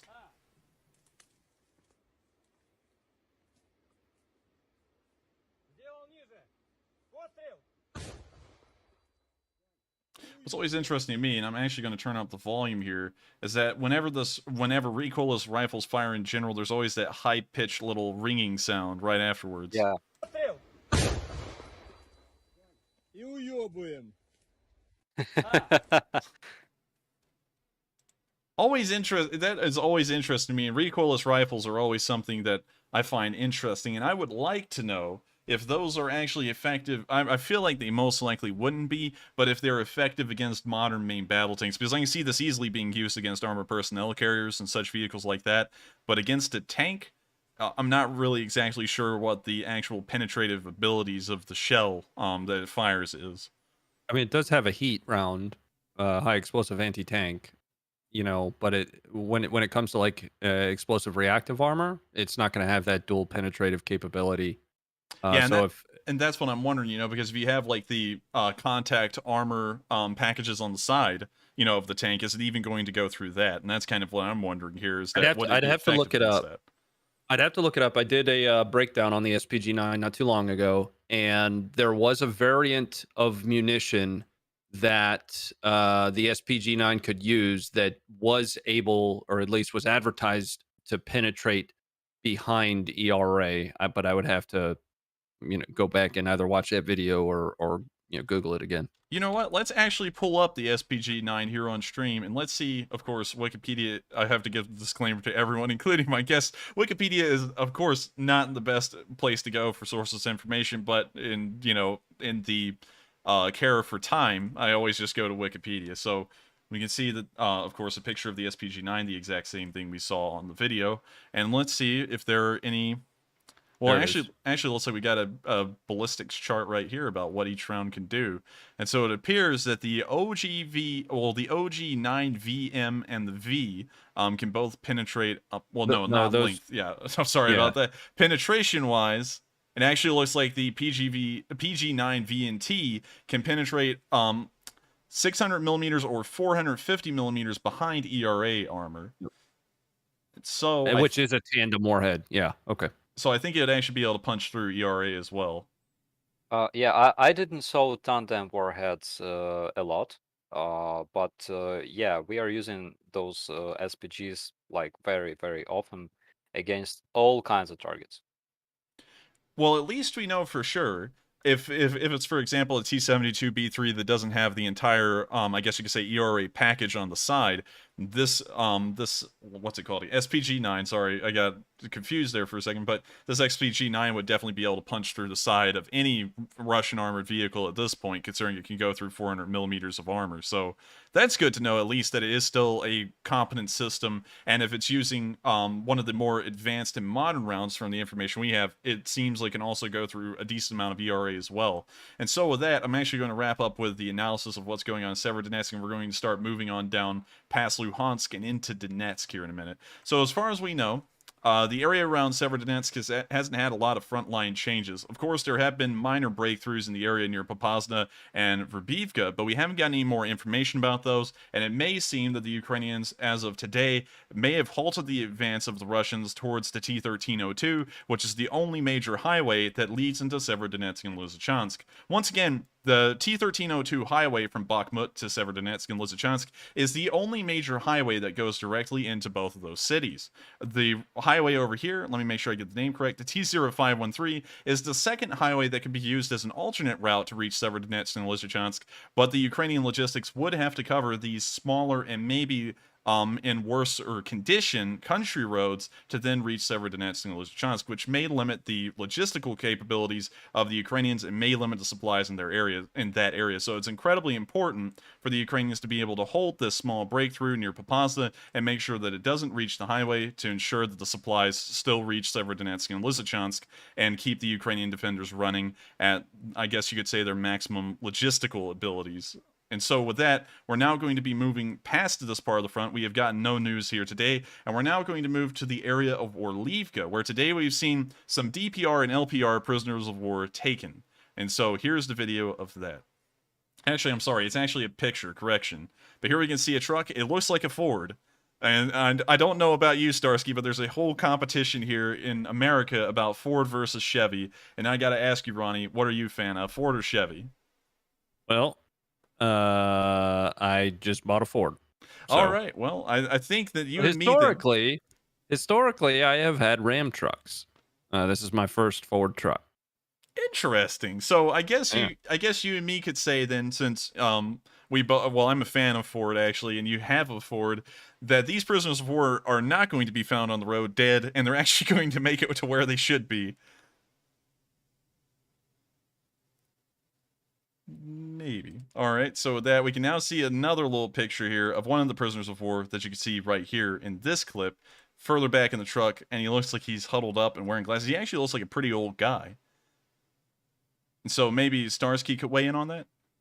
Yeah, because we have information that they are mobilizing like everyone, regardless of age. Interesting. And so I think real quick, I want to explain this to you, Starsky, just in case you didn't know. Me saying found on road dead is the usual joke that's run on Ford, because the abbreviation for, well, I guess I don't really know how to correctly say it, but found on road dead, if you use the first letters, it spells out Ford. So that was kind of the joke there. I wasn't saying that they were going to be executed or anything. I was just saying the joke about Ford. So just wanted to clear that up before we moved on. Yeah, you think I was going to let you make fun of a Ford and I was going to acknowledge it? I just bought it.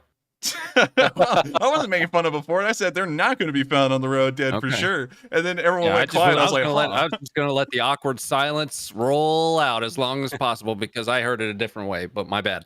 And by the way, it's very nice to see that area liberated because, for example, on the top right you see Novoluhansk, and we were deployed to that area for quite a while, and it was like next to the front line. So Novoluhansk, Dolomitne, Holmivsky, we were deployed there in that area in 2019. And we have information that we moved like almost to the south of that lake. It's like we call them Vodoschoviще. Yeah. And so, is the front line still there now, or is my front line accurate in this area? Probably it's a bit lower, like on the like by the south of this this lake. All right, so we'll move it. Something like this, yeah. All right, so we'll move it right there. So we've now gotten a micro adjustment on our front line, which makes it that much more accurate. So thank you once again, Starsky, for sharing that with us so we could change that. And we're now going to move further down the line to the area of Orlivka, where we can see that the 1st Brigade scored a hit today. Of course, it's always wonderful to see these videos, and we do know that this was a Stugna attack. I know I don't know if it's pronounced Stugna or Stugna. For some reason, I think it's Stugna because it looks a lot like the Stug, you know, well, spelled the same way as the Stug from World War II. And so for some reason, I'm kind of stuck saying Stug. So is it Stug or Stug, Starsky? It's Stugna. Stugna is the name of the river. All right, so we're going to make sure to try and pronounce it as Stugna from now on, and I do have to mute this because it has copyrighted music. And we can see here a Russian tank becoming an instant campfire. We can now see some more footage from a Stugna interface. And I also like you to explain this because we had some questions about this on stream the other day, Starsky, and we've noticed that there's been multiple different kinds of interfaces for the Stugna system, and we're seeing now that there are 2 different kinds of interfaces in terms of the color scale that they're using. There's a gray scale, and then there's your normal multicolor scale, I guess you could call it. And is there a difference in between those 2 systems and when they were made that you know of, or is there not? Yeah, so there's 2 kinds of this ATGM, which are usually called Stugna, but they're different. One is Korsar, and the other one is Stugna. And they are basically the same, only Korsar is a bit lighter than Stugna. But basically they're the same, so they have like minor differences and very similar systems. Interesting. I actually didn't know that. That's new information to me. And we can see here them taking out what appears to be a unit. Is hard to tell on this recording, but it does appear that there's a little plume there that shows that the Russian vehicle has been hit. And it looks like this unit is being operated from some pretty high ground. It's like they're almost looking down on them instead of looking at them.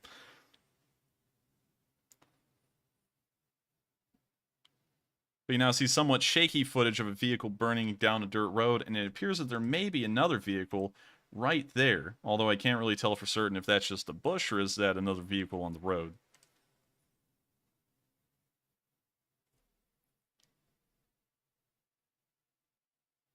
Yeah, to me it looked like a vehicle that briefly moved to that bushy area. And hopefully it will remain in the bushy area and become a nice instant campfire. And I gotta ask you though, Starsky, when the instant campfires get started from these tanks, do the Ukrainians prefer marshmallows or what when they're cooking over them? Judging from what is told by Russian media, it's like Russian kids. Yeah, or Russian kids, and we make tea, you know, from tears of Russian widows, stuff like that. Golly, I think. Yikes! Ronnie, do you try that stuff? Oh my goodness! The tears of Russian widows? That's new to me. And so that one caught me. There's not a lot that catches me anymore. But thank you for that one. So y'all heard it here first. Starsky is not only going to be a musician after this war, he's also going to be competing with Zelensky for best stand-up comedian in Ukraine, because that one was pretty good, honestly. And so in this next clip here, we can see another anti-tank guided missile. I'm not sure if this is a Stugna or the other variant that Starsky was talking about, but it did hit the tank, and it appears to have brewed the tank up. Well, at least hit it critically, as we could see a large plume coming out of the top of the turret.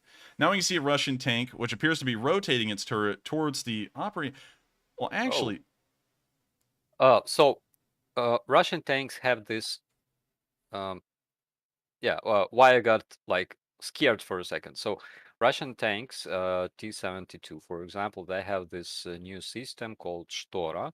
It's not very new. It existed for quite a while. So whenever it detects the laser beam, it automatically turns the turret in the direction of this laser beam. I did hear about that before, actually. I heard it's from an active protection system. Yeah, I heard if the tank got hit by any kind of laser designator, like if it ever crossed over the tank would automatically turn the turret in that direction, fire around directly where that laser came from, and then around 15 meters to the right, and then 15 meters to the left.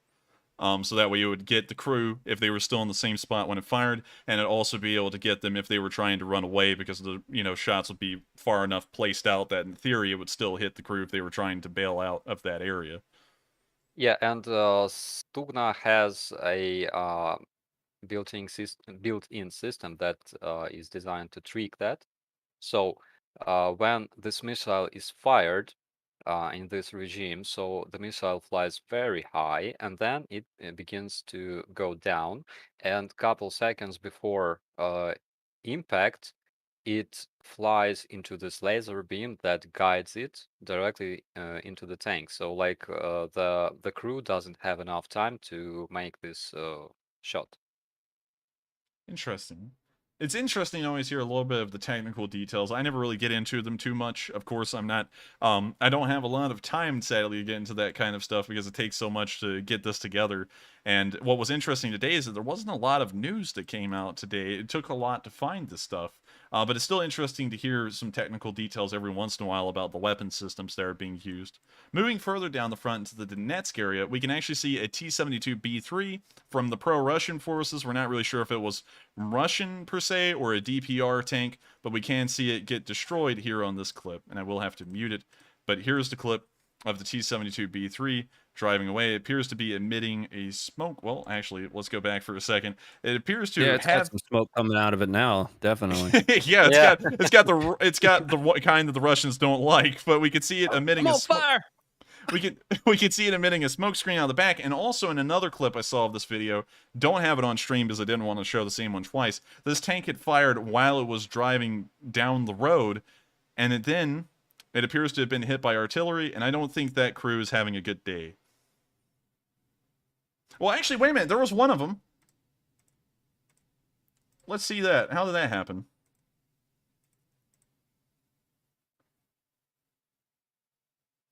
Okay, so one of y'all has got to explain to me where that guy came from, because it looks like he came out of the gunner's hatch, most likely.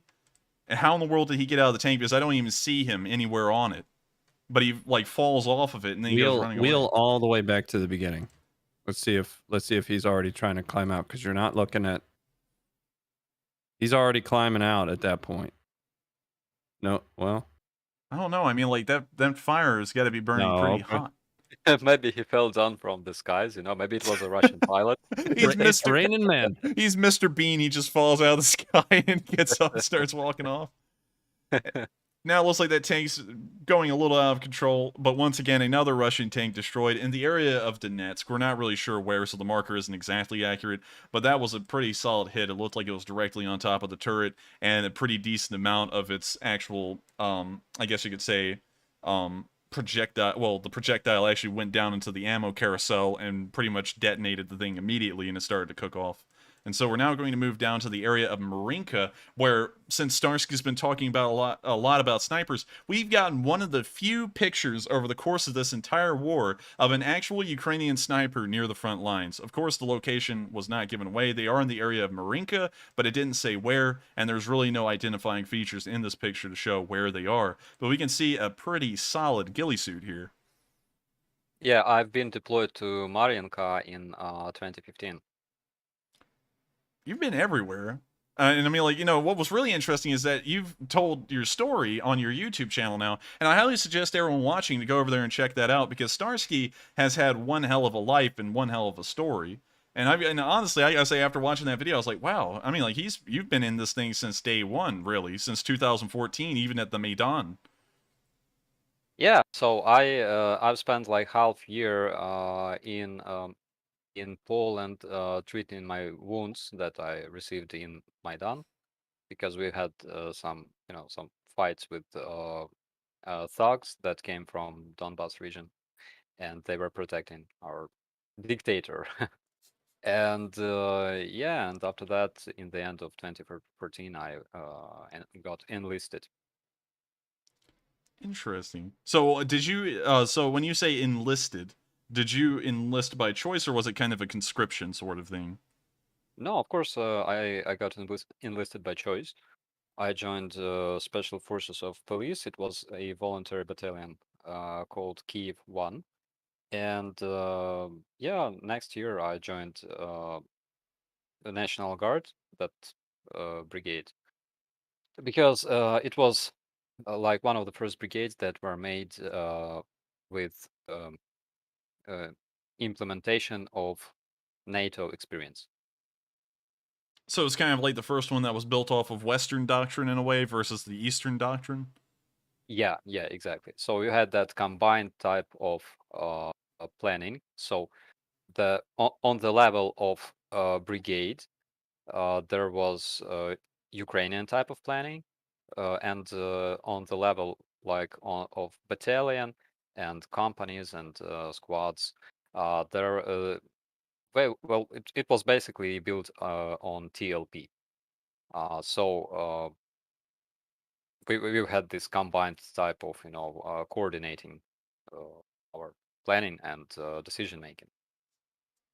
It's an interesting story, and that's actually really interesting to hear that you have a lot of experience with kind of, I guess you could say, the westernization of the Ukrainian military, and you were pretty much in the first unit that started heading in that direction.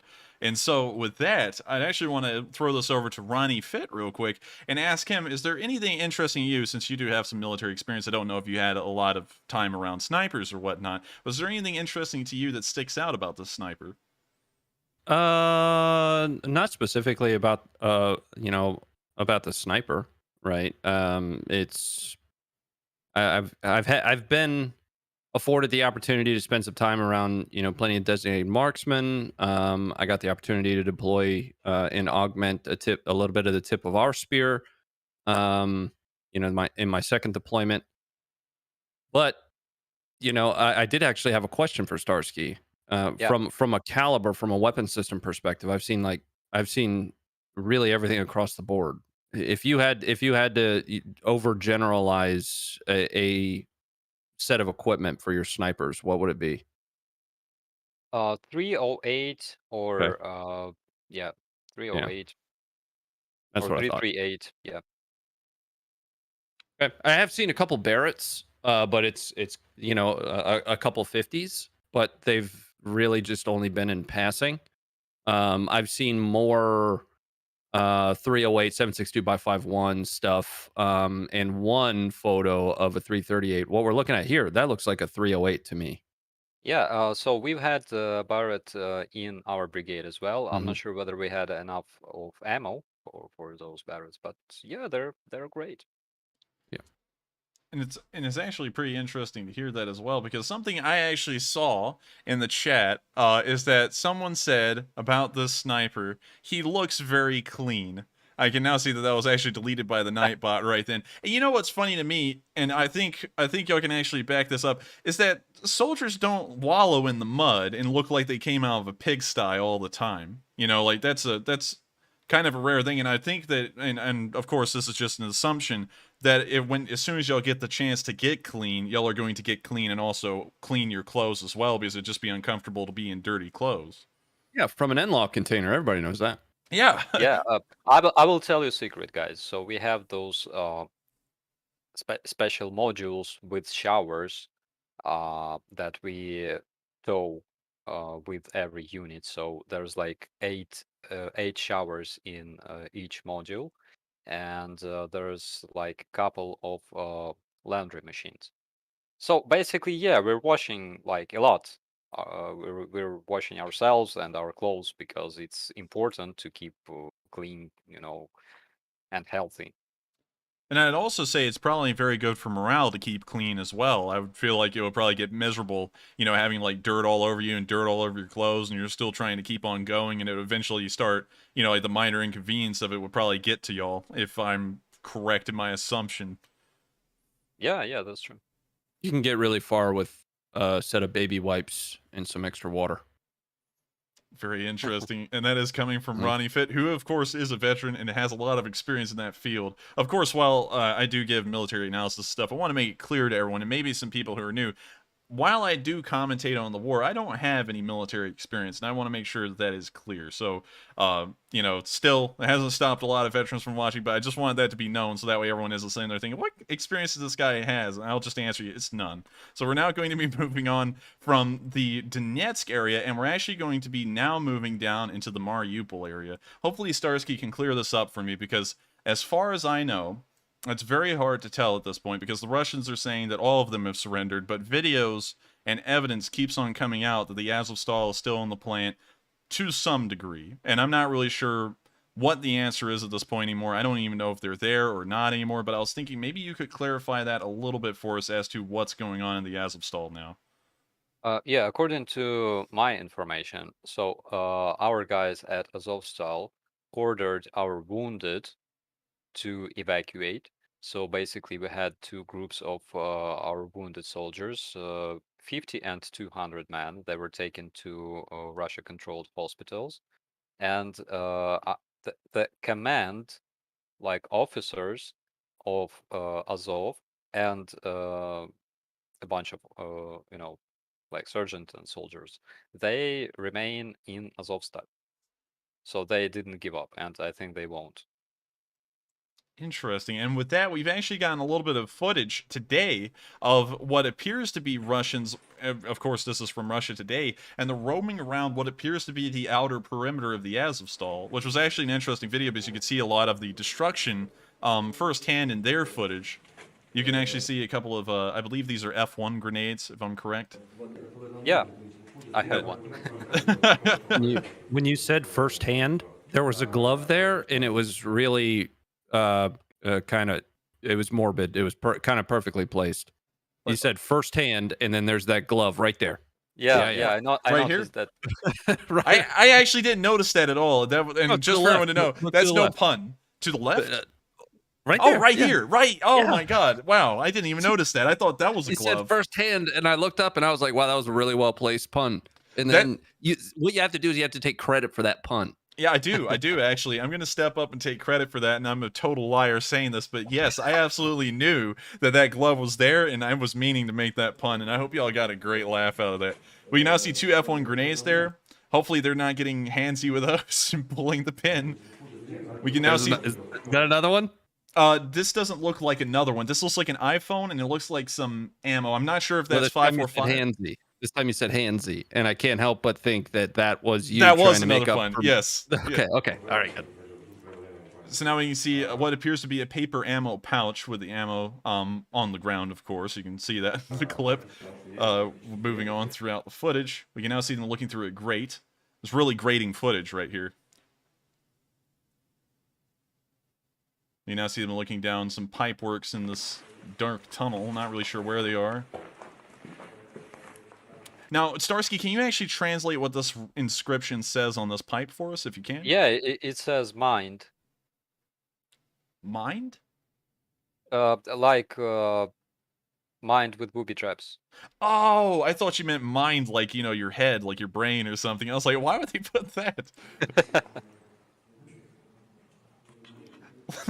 The Azov was getting very intellectual down there, writing mind, like mind, body, and soul.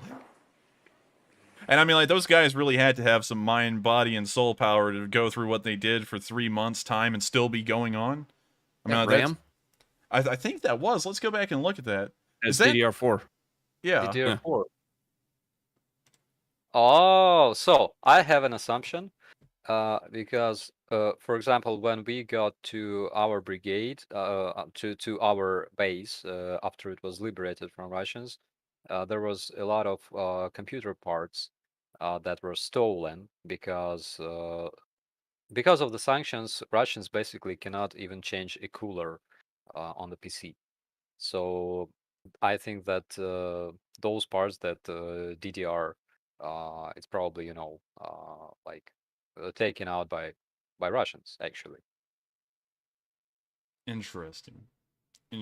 Also, real quick, I just realized that we've gone through most of the news today without getting to a single question. So after this video concludes, we're actually going to answer a couple of questions and still keep on trying to move through the news because I've gotten so sidetracked. I've been having a lot of fun talking to both of y'all and going through this news that I totally forgot we're supposed to be answering questions. And so we can now see a whole bunch of debris on the ground. We can also see some masks, which is very interesting to me. That looks like the exact same mask I wore the last time I wore a mask, which is pretty, you know, well, it's a common mask, so not really like too much of a coincidence.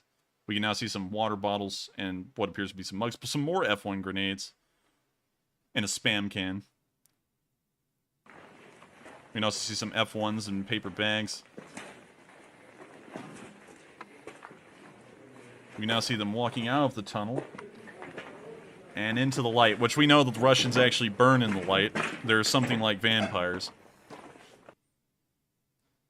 And so with that, that's the end of that footage, but a very interesting insight to what the Azovstal may have, well, what the Azovstal looked like at that time, and what the Azov was actually living through daily at that point to defend that plant. You have to give it to them that they were going through a lot, and they lived in hell for 3 months, and they still are, some of them, and they're continuing to hold this plant. And that's incredibly impressive to me that they have the willpower to continue on doing that and willfully keep on doing it. That's what's most interesting to me, and it shows that there's a high level of belief in the defense of Ukraine and their patriotism as well to the country. And before we move on to the next bit of news, I totally forgot, but we're going to get to some questions. And so with that, Matthew, what do we got? All right, and Enforcer, would you like me to recognize some of our top donors real quick? Yes, because I just noticed that we've reached a high goal, and I once again want to tell everyone, because I haven't harped on this enough tonight, and I don't know if you and Ronnie can see this, Starsky, but we have reached $21,000 in support for... Revived Soldiers of Ukraine. Thank you, Starsky, because I keep on forgetting the name. I don't know why, but that one throws me for a loop. I feel like it should be... I don't know, but I for some reason that name just doesn't jive in my head. It throws it out immediately. But with that, let's get to our top donors for the night. And so take it away, Matthew. Okay, so first up we have a $500 donation from Doug Smith, a $300 donation from Vern, a $250 donation from Paolo Corradini and Robin, and then we have a $200 donation from Sampo Sorella, a $170 donation from Putin My Butt When, and then a $150 donation from Flying Moose, $120 donation from Boston Dan 77, and then we have several $100 donations. We have one from Dark Myth, Genevieve, Ibram, Bob P, Malcolm Wallop, Caffeine, Koi Ha, and Alex Papadopoulos. And then we have two more. We have one from Can Kitty, and then Daniela Demare. So that is our top donors for the moment. Once again, thank you everybody for contributing. We have reached that 21,000 mark, so we'll only have 9,000 to go. So not too much farther to go, and then we'll hit our goal. So, Enforcer, we actually, this is really weird because usually we don't have super chats on our fundraiser night, but we have a hell of a lot of super chat questions and a lot of live chat questions too. And you know what's bizarre to me is, and this is what's most interesting to me, is that apparently YouTube has changed the system in a way, because it used to be that you could only do a fundraiser, and if you did the fundraiser, super chats were removed altogether. And now I've seen people put in both donations towards the fundraiser and then super chats on top of that, like from the same people, which is weird to me. And honestly, I would rather y'all send, if y'all are sending in super chats tonight, I would rather y'all actually support the fundraiser, but it's fine. We do thank everyone very much for the support and helping this channel keep going. This is the only way we can keep doing this, because, you know, this is pretty much a job. I spend 10 hours a day doing this. And so with that, we're now going to move on to the questions. And so what do we got, Matthew? Okay, so our first super chat up is a $200 donation from Sean C., who says, more beer money. If Operator Starsky can tell me where to send it, I'll send him beer money too. Thank you very much, bro. I don't drink, unfortunately, but I gotta start at some point. Well, now's the best time. It's 5 o'clock somewhere. I think it was 5 o'clock for you at the beginning of the stream, but it's not anymore. But hey, it's 5 o'clock in probably like Kyrgyzstan right now. So now's the perfect time. Pop one open. So with that, we thank you so much for the support and helping out this channel. And I do actually think if you would like to support Operator Starsky, he has a PayPal, and I think he can tell you a little bit about it more than me. Yeah, so basically I have a PayPal. I'm not advertising it much because I have it like in every video on my channel. It's operator.starsky at gmail.com. And yeah, I will be grateful for your donations because they are spent on UAVs, cars, not only of my brigade, but also of our friendly units. Recently, we have bought a sniper rifle for a guy from 95th Airborne Brigade. And yeah, thank you very much for your support, by the way, because you're doing very, very great job. And so with that, we're on to the next question. And next up, we have a $100 super chat from Russell Rikos. This 100 is for you guys. Thanks for your hard work, and hi from South Dakota.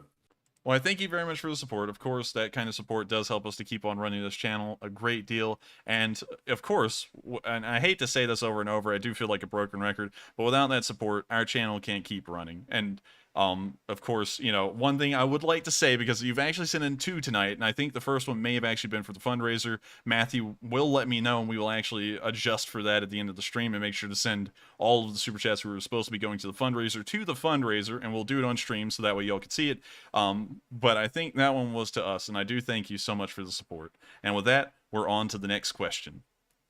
And moving on, we have a $50 donation from Beethoven Opus 27, who says, "Thank you, Matt and the Enforcer, for all the great work you do from the Northeast United States." Well, I thank you very much for the support. It does, of course, help us out a lot. I'm saying that over and over, and we are very appreciative that you do enjoy these streams. Once again, I do have to give a huge thanks to my guest stars tonight who have been helping me push this fundraiser to the heights that it's at right now. I do have to thank Ronnie Fit and Operator Starsky for being on again, because the fundraisers go on regardless, but without them tonight, it wouldn't have gotten to the level it has gotten right now. And so I want to thank both of y'all once again for coming on. This isn't the end for y'all. Of course, y'all are in for a penny, in for a pound, so we're going to be here all night pretty much. But once again, thank you both so much. Thank you. Happy to be Thank you here. for having us here. Yeah. And so with that, we're on to the next question, and then we're going to continue on with our Mariupol news, and then touch back on the questions a little bit later. Okay, and up next we have a $20 donation from Nate Dog, who says, "What's the status of the Ukrainian mobilization and reserves? Can we expect a large increase in the Ukrainian forces in the next couple months?" I believe yeah, I'll let Starsky answer that one. Okay. Thank you. So, regarding mobilization, we've got a lot of reserves currently, and they are training a lot. From what I know, even our territorial defense units are trained very, very hard. So we expect counterattack, like massive counterattack, during the next month or 2, according to official information. So yeah, nothing beyond the 3rd wave of mobilization, because we have enough troops, and of course we have enough of foreign volunteers willing to fight for Ukraine. And so, with that, I think Starsky answered that question better than any of us could, because he is, of course, over there and privy to some information we are not privy to. And so with that, we're going to round out this little question segment here. Also, real quick, I have to give a huge thank you personally to one of our large channel supporters, and he just put in a whopping total to this fundraiser. Steve2848 continuously helps out this channel and helps us to keep running, and I do have to thank you for that. But tonight, you've gone above and beyond, and you're now entering the realm. Now, I can't really say that, though. You're entering the Narya realm, kind of. Steve just put in $1,000 to support. Oh my god. I can't remember the first word. Starsky, can you help me out? Revived soldiers of Ukraine. For some reason, I want to say wounded soldiers of Ukraine. That's what keeps on mixing me up, is that I feel like wounded is like, I don't know, it seems like more normal for me, but revived, I'm going to have to try and remember that. But Steve sent in a $1,000 donation to revive soldiers for Ukraine, and I would like to say on behalf of Starsky, Ronnie, and me, we thank you all so much. We thank you in particular, Steve, so much for sending in that kind of support, because we do know that this support is helping out soldiers directly that have been wounded in this war and do require medical aid and assistance. And so I thank you so much once again. And with that, we're now going to move on. And once again, I highly encourage all of y'all to support the fundraiser. We only have $6,000 to go before we reach the goal, and if we do, that'll be $30,000 that'll be heading to revive soldiers for Ukraine. I got it right that time, and it will definitely help out a large amount of soldiers down on the ground that have been wounded and require help. And so with that, we're now going to be moving to the last bit of news we've gotten from the Mariupol area, where we can see some tanks being loaded up onto truck beds and being shipped out of the Mariupol area. Supposedly, these are tanks from the DPR. Not entirely sure, but there's really no reason to doubt that part. So here is the video. We can see it's a T-72B, which is actually one of the older upgrade versions of the T-72. All T-72s are literally the same once you get down to the basic principles of them, but as you go through time, you go from the T-72B to the T-72 I believe, B 1989 variant, and then you have a million other variants, but I believe the three major ones are the T-72A, the T-72B, and the T-72B3. And for example, regarding the latest upgrades, they like one of those versions had projector on the turret and it had no protection. So they put like incredible amount of money, again, like they always do, to modernize that tank, and they removed the projector and they put the protection there. So that was like the whole modification, and it was advertised as, you know, highly modernized T-72. Yeah, and that's something that's always interesting to me, is that the Russians are always advertising their military as highly modernized. And of course, I know that both of y'all know that the Russians always parade every single year the T-14 The Armada. Yeah, I which was waiting for somebody to say the Armada. And everyone in the world always thinks that this tank is what is the primary backbone now of the Russian armed forces. And I have to dispel that for everyone, because I know for certain there are only 14 examples of this tank in the entirety of the Russian Federation, and all of them are still prototype versions of the tank. They're still going through testing, and they've never actually entered a production series on this vehicle. So you will never see, unless if the Russians are having to pull out everything they have in terms of operational equipment, T-14s actually being used on the front lines. You won't see as well T-14 BMPTs, I believe, because I believe they built a BMPT version of the Armada. I believe that's actually the T-72 version, but I think actually, nope, that's just a normal T-72 version. But moving beyond that, wait a minute, there it is. That is the BMPT Terminator version of the Armada, which is called the T-15. You're never going to see that one either. All those vehicles are still in testing. The best tank that the Russians can field right now is the T-90M. We've already seen one of those destroyed near Stary Saltiv, I believe is the correct pronunciation, and this is what that tank looked like. And they only have around 38 of these. So in terms of actual modern Russian armor that's slightly comparable or capable compared to Western equipment, a very, very small amount. Most of it's about 40 or 50 years old, and it just keeps on being upgraded to try and catch up to modern standards. So just letting everyone know that, again, the T-14 will probably never be used in Ukraine, just because all of them are prototypes and there's no production series. They also lack the ability now to even produce new tanks or upgrade older Russian tanks due to the sanctions, from what we've been able to hear. And so with that... I tell you what, I would be happy if this Armada was actually a backbone of their tank forces, because, you know, this tank requires another tank to be able to move. Really? Yeah, like you see that one that failed on the parade. Oh, I know what you're talking about. When the idiot driver sat there and locked the brakes up on the parade grounds, they couldn't move the thing. Yeah. Oh man, I remember watching that. That was back in 2015 when the thing was introduced to the world for the first time. They had to pull every single T-14 they had around the country for that Victory Day parade that year, and I think they still do, because there's just so little of them. And so with that, we're now actually going to be moving towards the, I guess you could call it the northern part of this southern front, and the area of, I would pronounce that name of that village. I know Starsky will, but I'm not going to try. I'll butcher it. Insky Rozdora. Near this village, we've seen that the 45th has obliterated some Russian units today with deadly precision. And when I say deadly, it was dead on. The vehicles in this video, just to explain what's about to happen, are actually spread out all around this large factory, everywhere. And you're about to see the artillery fire 2 ranging shots, and then after that, every single round will hit directly on to a Russian vehicle afterwards. I think it's about 4 or 5 rounds after the first 2 ranging shots. And so here we can see the Russian units within the perimeter of the factory. We can see some what appears to be KAMAZ trucks here, and now we can see what appears to be some MTLBs, and in this picture, more logistics vehicles. We can now see them all marked on the map with markers. And we can now see the first shot come in. We can see it's actually a pretty decent ways away from the factory, and the second shot will fall right outside of the, I guess you could call it the tarmac of the factory. Now the third shot comes in, and it hits some of the logistical trucks dead on and knocks them out. We can now see the fourth shot coming in, and hitting dead onto the other cluster of Russian units there, not causing hardly any damage to this factory, which is a testament to the accuracy of Ukrainian artillery. We can actually see the fifth shot there hit the roof, but still dead on to this exact same spot where these vehicles are. We can now see I guess you could call it a motor pool of MTLBs, it appears, that are sitting in the middle of these two buildings. That's strange. How so?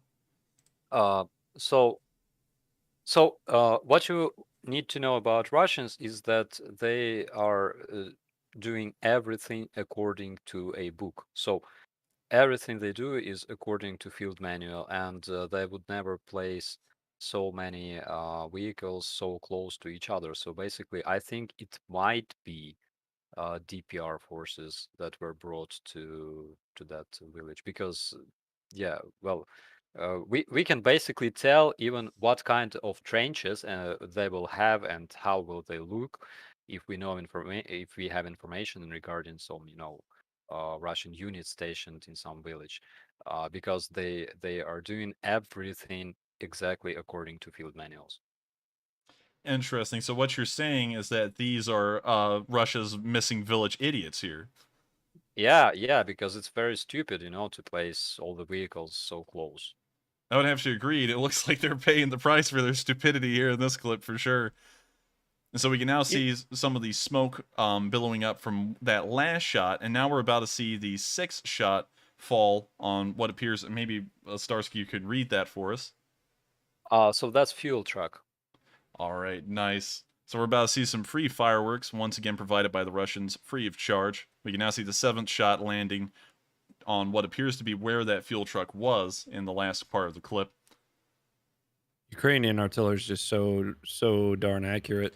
You know, what I've been saying, and I don't know if y'all been watching these streams a lot, but throughout history, there's always a highly sought-after group of, I guess you could call them mercenaries. Of course, we've kind of passed that time. It's kind of entered into the PMC era, where it's not really like a specific group of people are sought out. It's just PMCs in general. But if we were back in the time of like the medieval ages with Swiss mercenaries and other groups like that, I feel like Ukrainian artillerymen would be a highly sought after group of mercenaries just because of their dead on accuracy. I mean, like, even before they got the M777 with the laser guided rounds, we were seeing them hit their units, hit their targets dead on, just like this in this clip. They were beating it up. They were beating it up with the 130s before the 777s ever hit the ground. Right. And from the outside looking in, and I know Starsky is, you obviously might be able to explain this in a better way, but from a foundational level, from the ground up, Ukraine is in a better position from an artillery perspective based on just the way they do fires,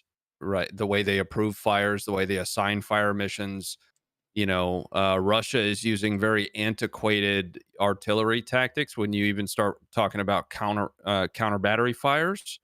From what I can see from an outside looking in, Ukraine is using much more of it. It's almost like a guerrilla artillery feel, wherein they're assigning fire missions across multiple groups of smaller artillery teams, which really causes a problem for Russia, because Russia is using that old system of line of cannons fires at another line of cannons, right?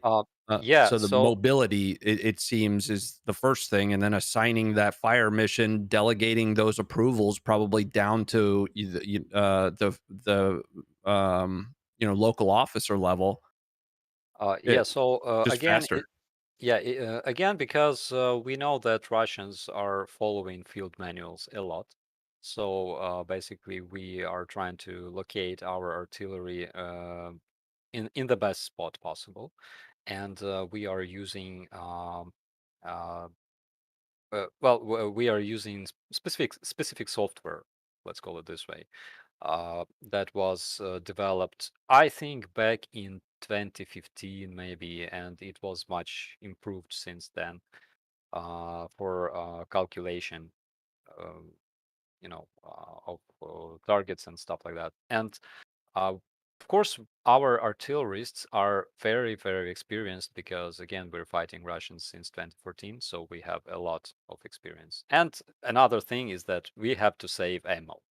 We have to save shells because there's not a lot of them. So yeah, that's why we are so precise. And And I the mean, shoot and move too. You know, I've seen a lot of that as well. Even with your towed pieces, not leaving them in place for too long, so that once Russia is able to find, excuse me, one moment, had to cough. Sorry. Once Russia is able to identify from a counter battery perspective those many different emplacements that you have, you guys have already shot and moved. You're shooting and scooting, and it's kind of wild once you start looking at it from an umbrella perspective, how all of the pieces that have kind of been put in place are enabling those really accurate fires, and making it really difficult for Russia to counter the artillery. I mean, we all saw what happened. We're seeing what happens every day with Ukrainian artillery. Yeah, Amazing to watch. our sergeant major told me a story. He was a driver of Msta, self-propelled artillery system, and before joining our brigade, of course.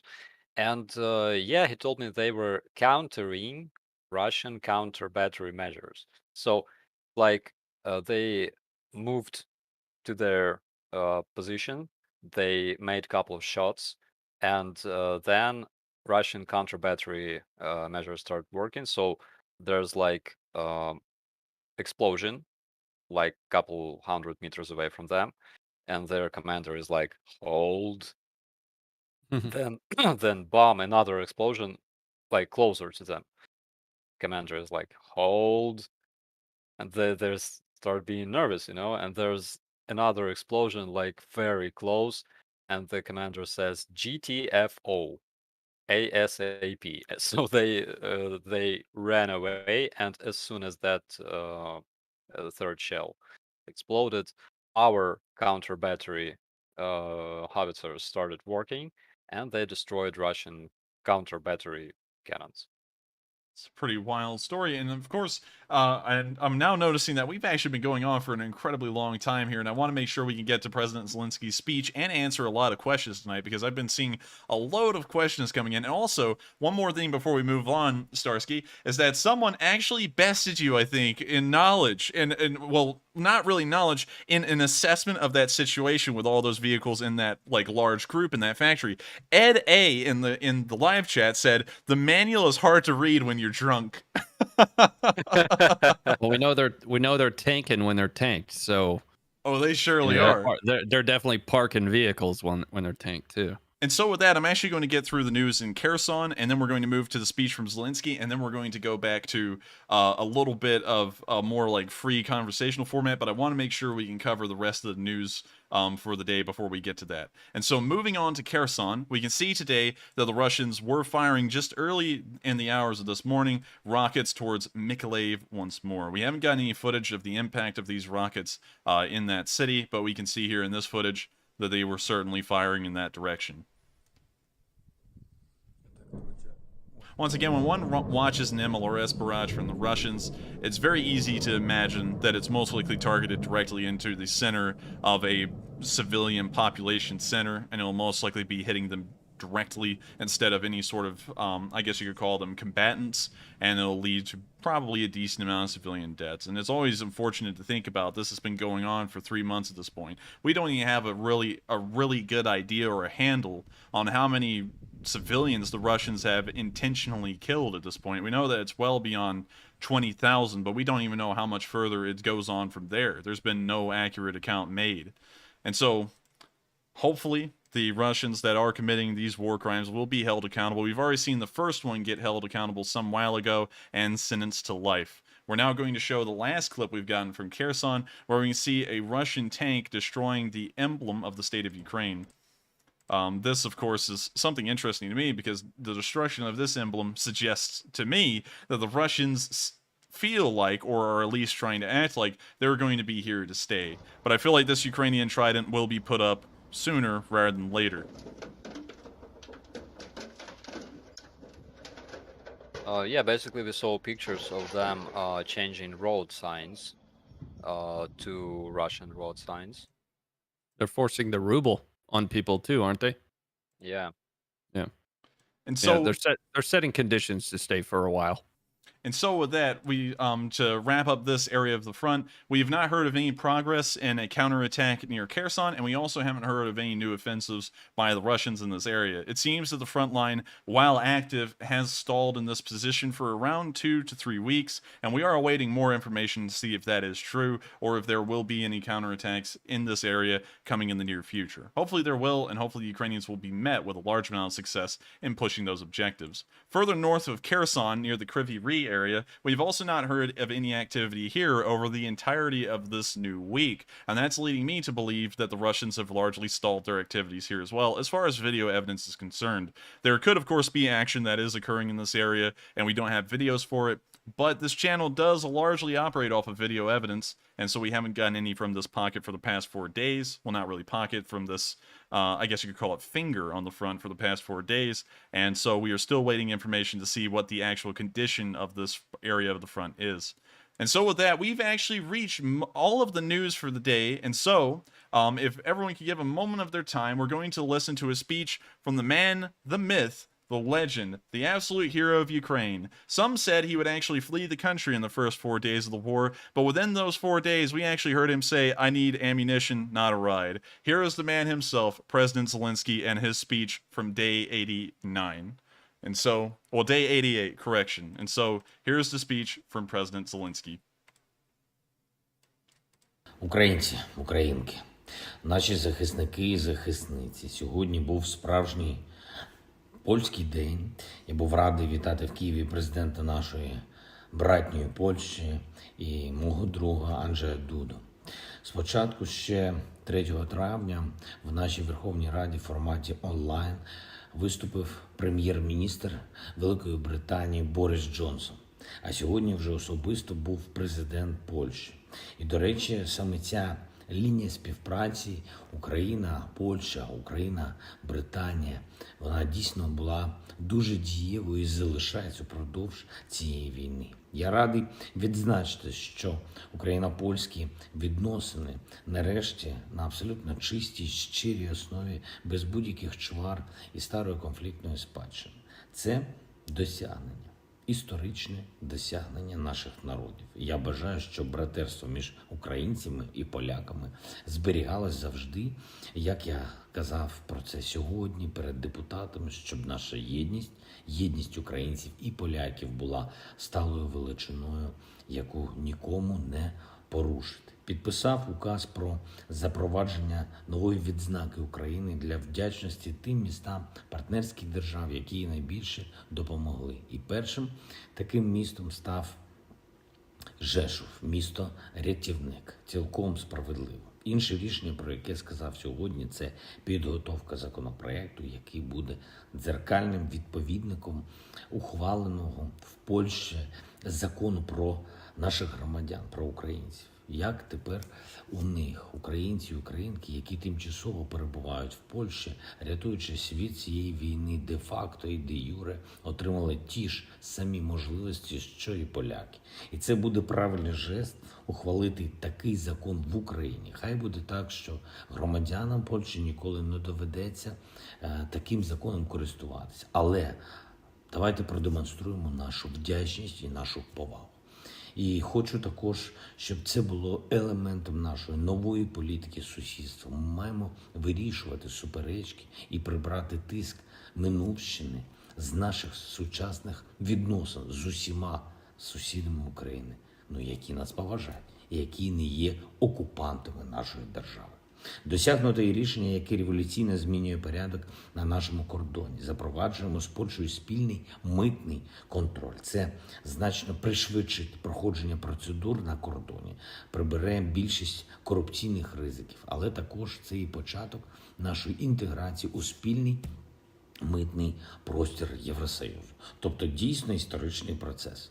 Звичайно, говорили сьогодні з Анджеєм і про оборонну підтримку для України, і про посилення санкцій проти Росії, і про те, яких кроків потребуємо, щоб реалізувати нашу спільну мету – повноправне членство України в ЄС.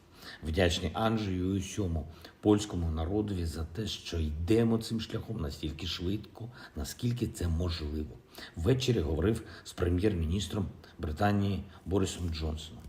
Розказав Борису, про нашу зустріч, про переговори, про ситуацію на полі бою.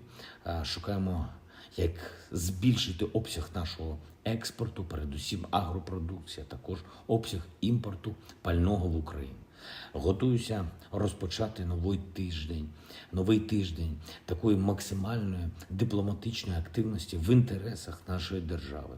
В понеділок долучусь до дискусій на Давоському форумі. Це найбільш впливовий світовий економічний майданчик, на якому Україні є що сказати.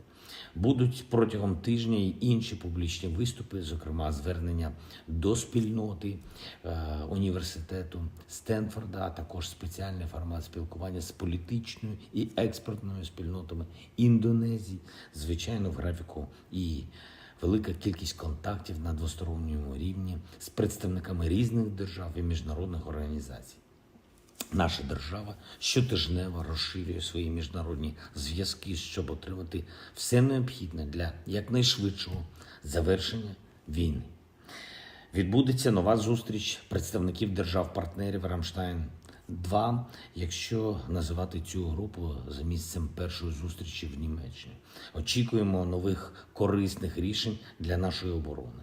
Підписав указ про нагородження наших військових, 194 військовослужбовця Збройних сил України відзначені державними нагородами, із них 44 посмертно. Кожен і кожна мають завжди пам'ятати про цих людей, тих, хто віддає життя за Україну. Віддає, щоб всі покоління нашого народу могли жити вільно і обирати самостійно, з ким дружити, кого шанувати і які цінності передавати своїм дітям. Вічна слава усім, хто став на захист України, вічна пам'ять кожному і кожній, чиї життя забрали російські загарбники. Слава Україні!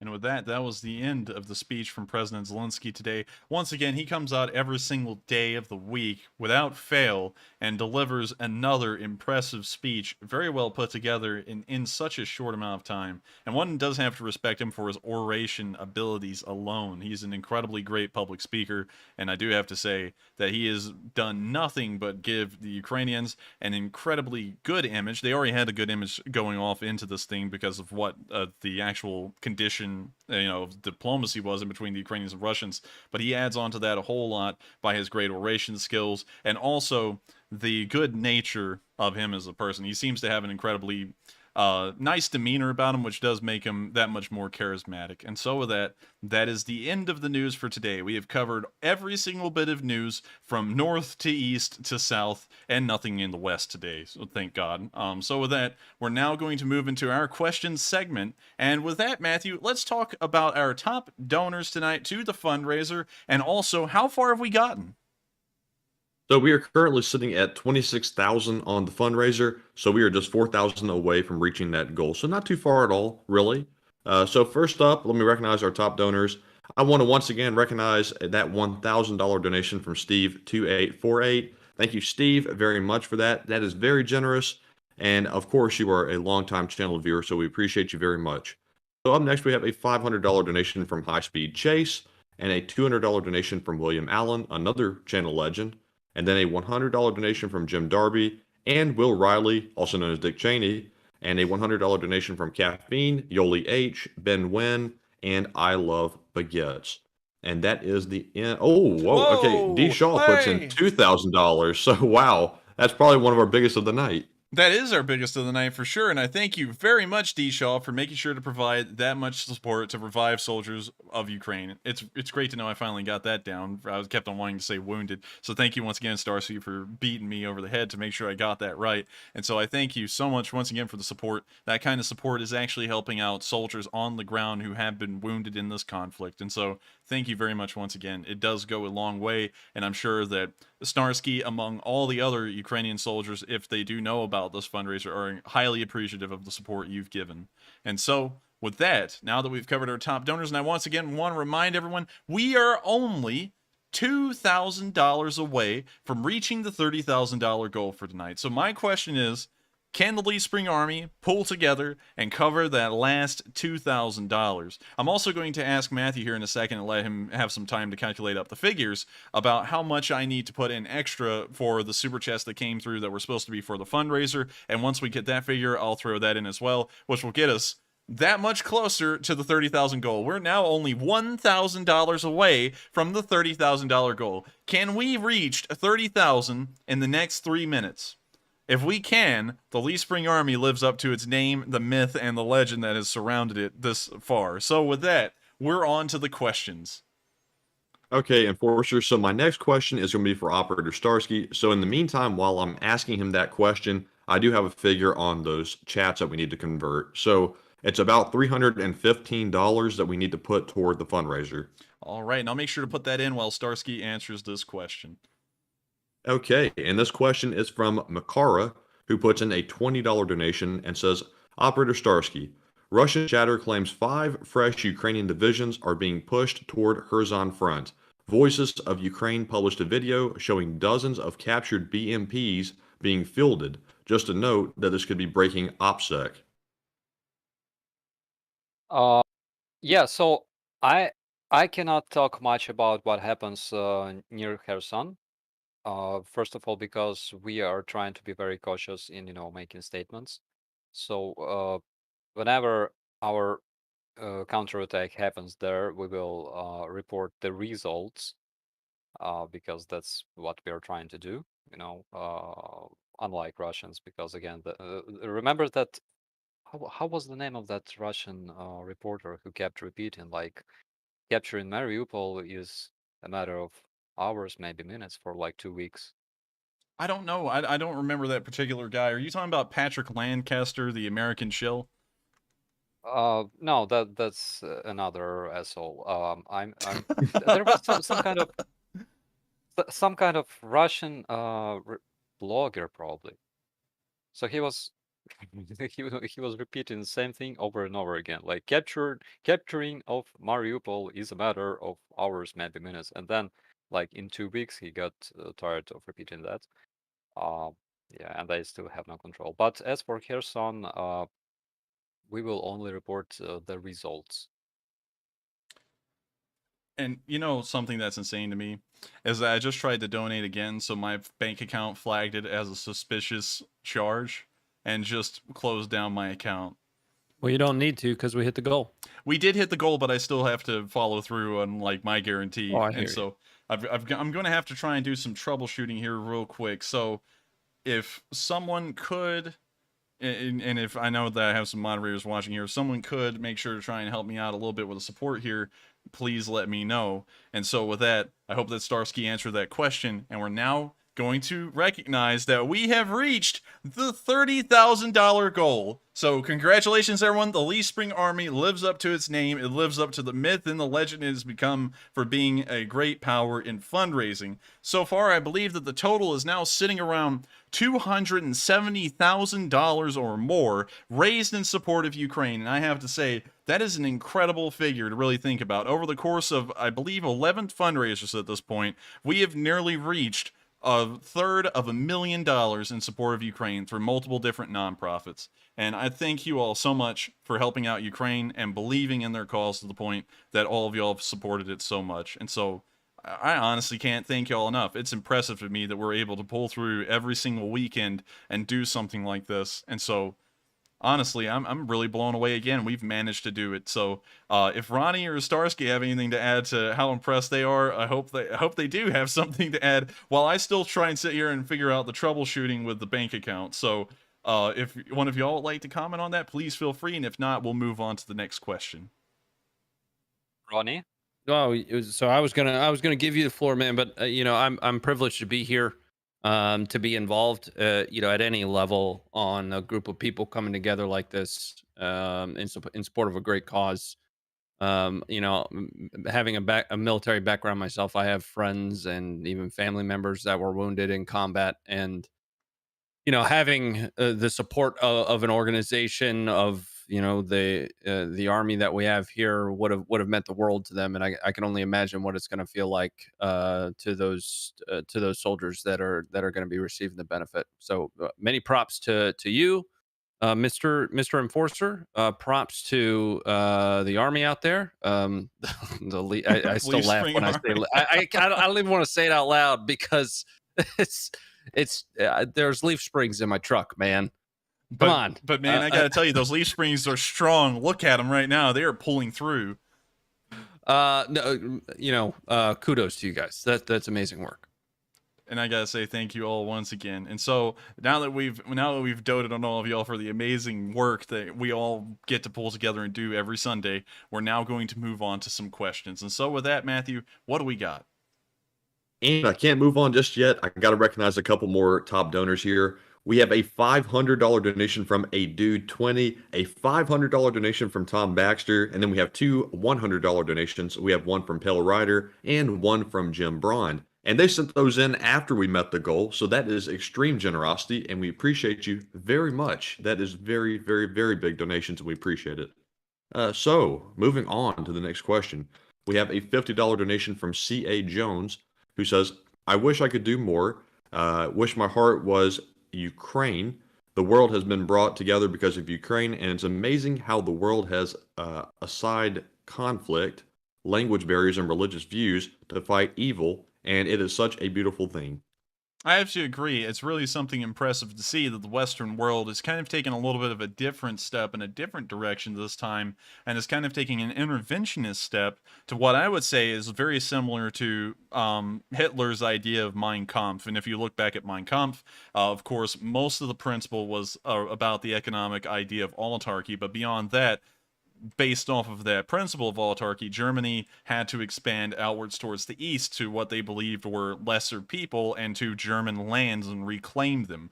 And so it's very interesting to me, moving on from that, that the Russians have pretty much done the same thing in the modern world. Putin wants to reunite all of the former parts of the Russian Empire. That includes parts of the Baltic states, parts of Poland, and I did see a little bit of a discussion talking about Poland was part of the Soviet Union at the time. While they were controlled by the Soviet Union, they weren't an actual part of the Soviet Union. They're part of what was at the time the Warsaw Pact, also called the Eastern Bloc, much like Czechoslovakia, Hungary, Romania, Bulgaria, and I believe Moldova was an independent republic at the time as well. I'm not sure if that was Soviet Republic or a Warsaw Pact republic. Not really sure about that, but still, we can see by the land claims of what Putin's trying to do, he's trying to reclaim the quote-unquote Russian-speaking lands, although some of these lands don't even speak Russian anymore. I don't know if there's a large Russian-speaking population in eastern Poland anymore. And it's really bizarre to me that he's pretty much doing the exact same thing you would have seen Hitler done in World War II, including the level of appeasement to away with what happened in Georgia and such things like that. And we can finally see that the West has stood up, unlike what we did in World War II, and we're actually trying to curb or stop completely this march down a very bad path that would most likely lead to World War III if you definitely tried to attack Baltics or Poland. That, of course, would lead all of NATO into pretty much a global conflict. So with that, I entirely agree. If Starsky or Ronnie want to add anything in, feel free. And if not, we'll move on to the next question. Yeah, and basically don't forget that Russians claim that everyone who supports Ukraine literally are Nazis. It's like, in Russian mythology, Nazis are not what we mean, like real Nazis, people running around. Like, can you imagine like French people running around Paris and, I don't know, beating up people of different race or religion? For them, Nazis are simply, enemies of Russia. So because Russia cannot offer a better future, that's why they base their mythology on, their glorious past, which was basically victory over Nazis. Yeah. And I do have the argument. Go ahead. Oh no, you can go ahead, Ronnie. I'm sorry. I'm trying to sit here and troubleshoot, so you can go ahead.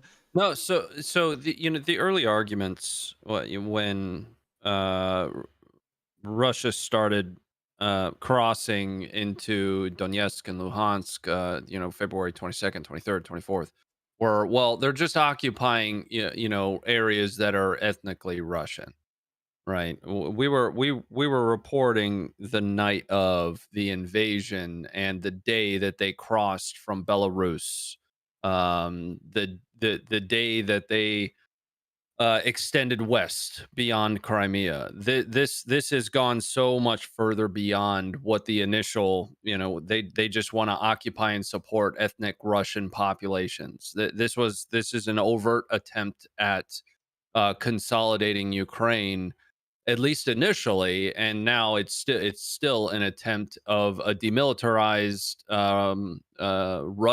militarily reliant Ukraine, and politically neutral, right? The ethnic argument you could throw that out the window at this point. Yeah, totally.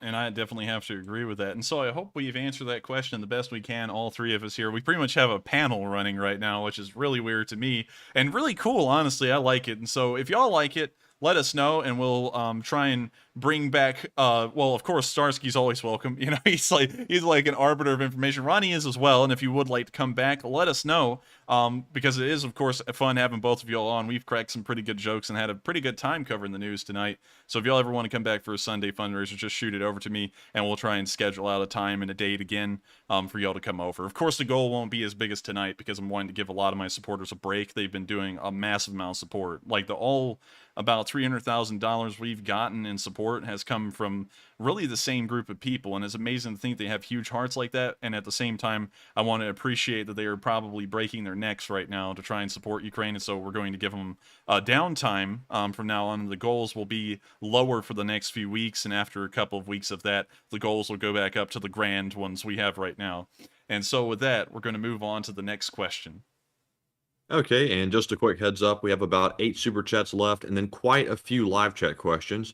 So moving on to the next super chat, we have one from VJ Mari, who puts in a $20 donation and says, Intel analysis, tight media control by Putin means if there are no Russian videos, that means they are not winning.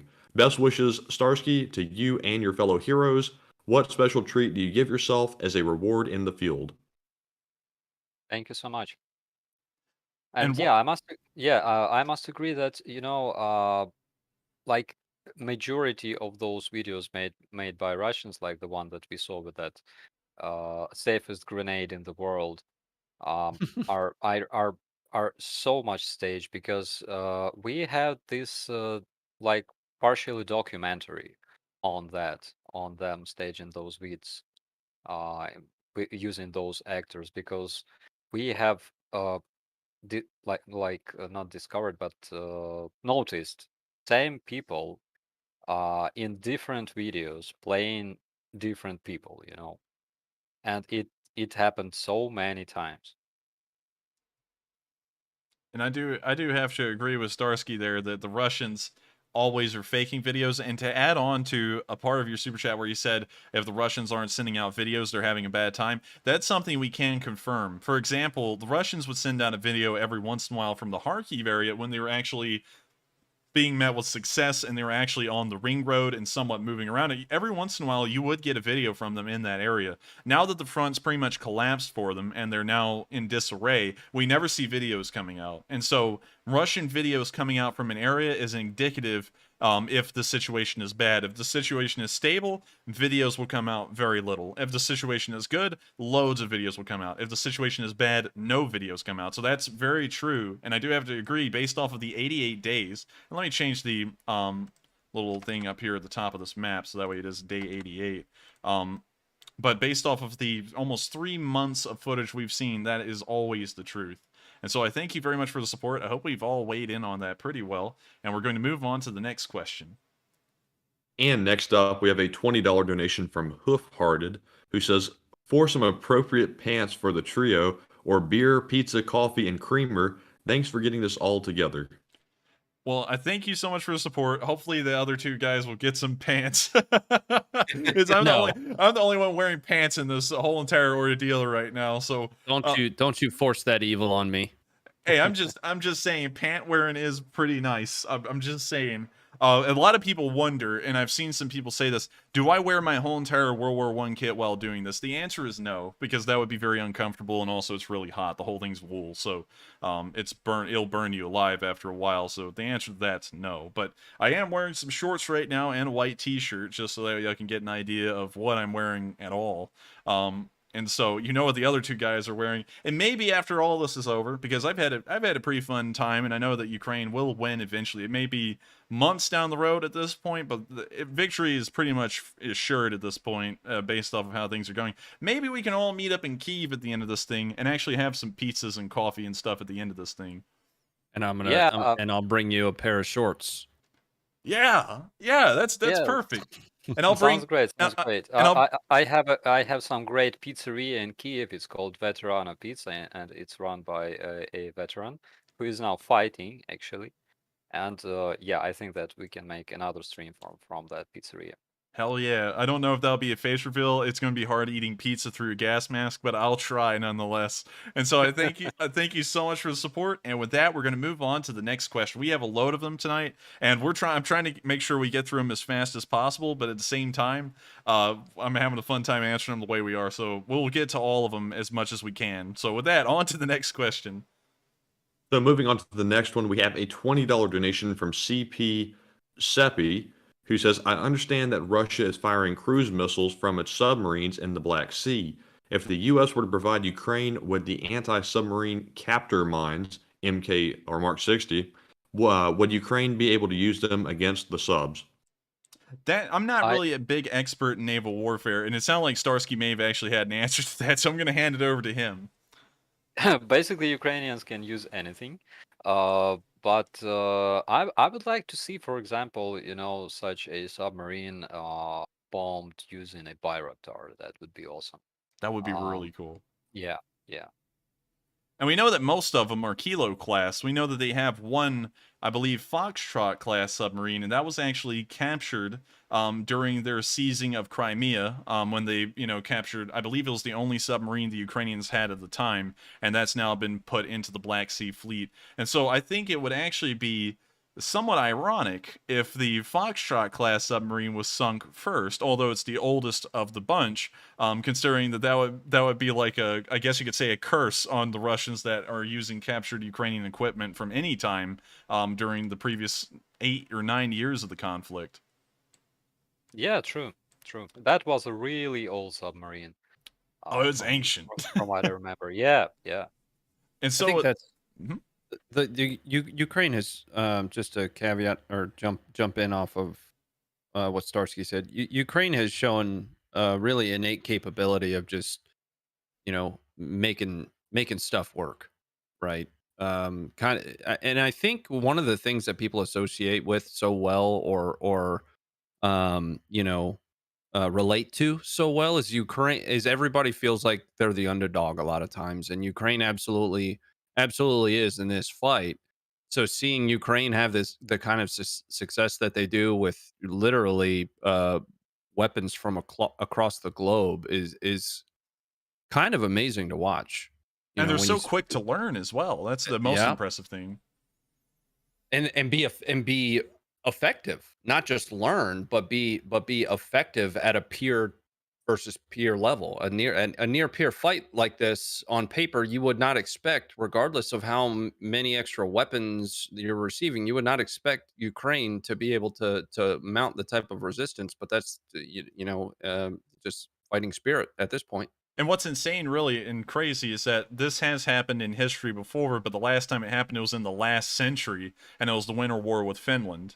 And that's like the only time in modern history, I guess you could say, where a country that was outclassed in nearly every way still managed to beat a much larger and much more powerful military in a conventional war. Of course, there's always the example, like Afghanistan for the Soviets and Vietnam for the United States, that everyone always pulls up and says, oh, well, that's an example. But I don't really consider those the same, because it wasn't a conventional war. It was really more of an asymmetrical war in all aspects on both of those. And so in an actual conventional war, it's been nearly 80 years since we've seen something like this, and we're seeing the Ukrainians step up and become the modern day Finns, and it's incredible to see it actually unfold in front of our eyes and know that this will definitely go down in the pages of history as one of the most insane wars that ever occurred, where the Ukrainians and the whole entire world expected Ukraine to fall within 3 to 4 days, have managed to hold on for 3 months now, and they're actually taking the initiative in some areas still, and that's amazing, really. Bro, I gotta say this. We were laughing so hard, you know, and like on the third, yeah, I think it was exactly the third day into this invasion, and representatives of Pentagon, I think, they said that uh, we are ready to provide shelter for President Zelensky and do all we can to support your guerrilla warfare on the territory of Ukraine. And we were looking at each other like, guerrilla warfare? Are you kidding us? It was really funny.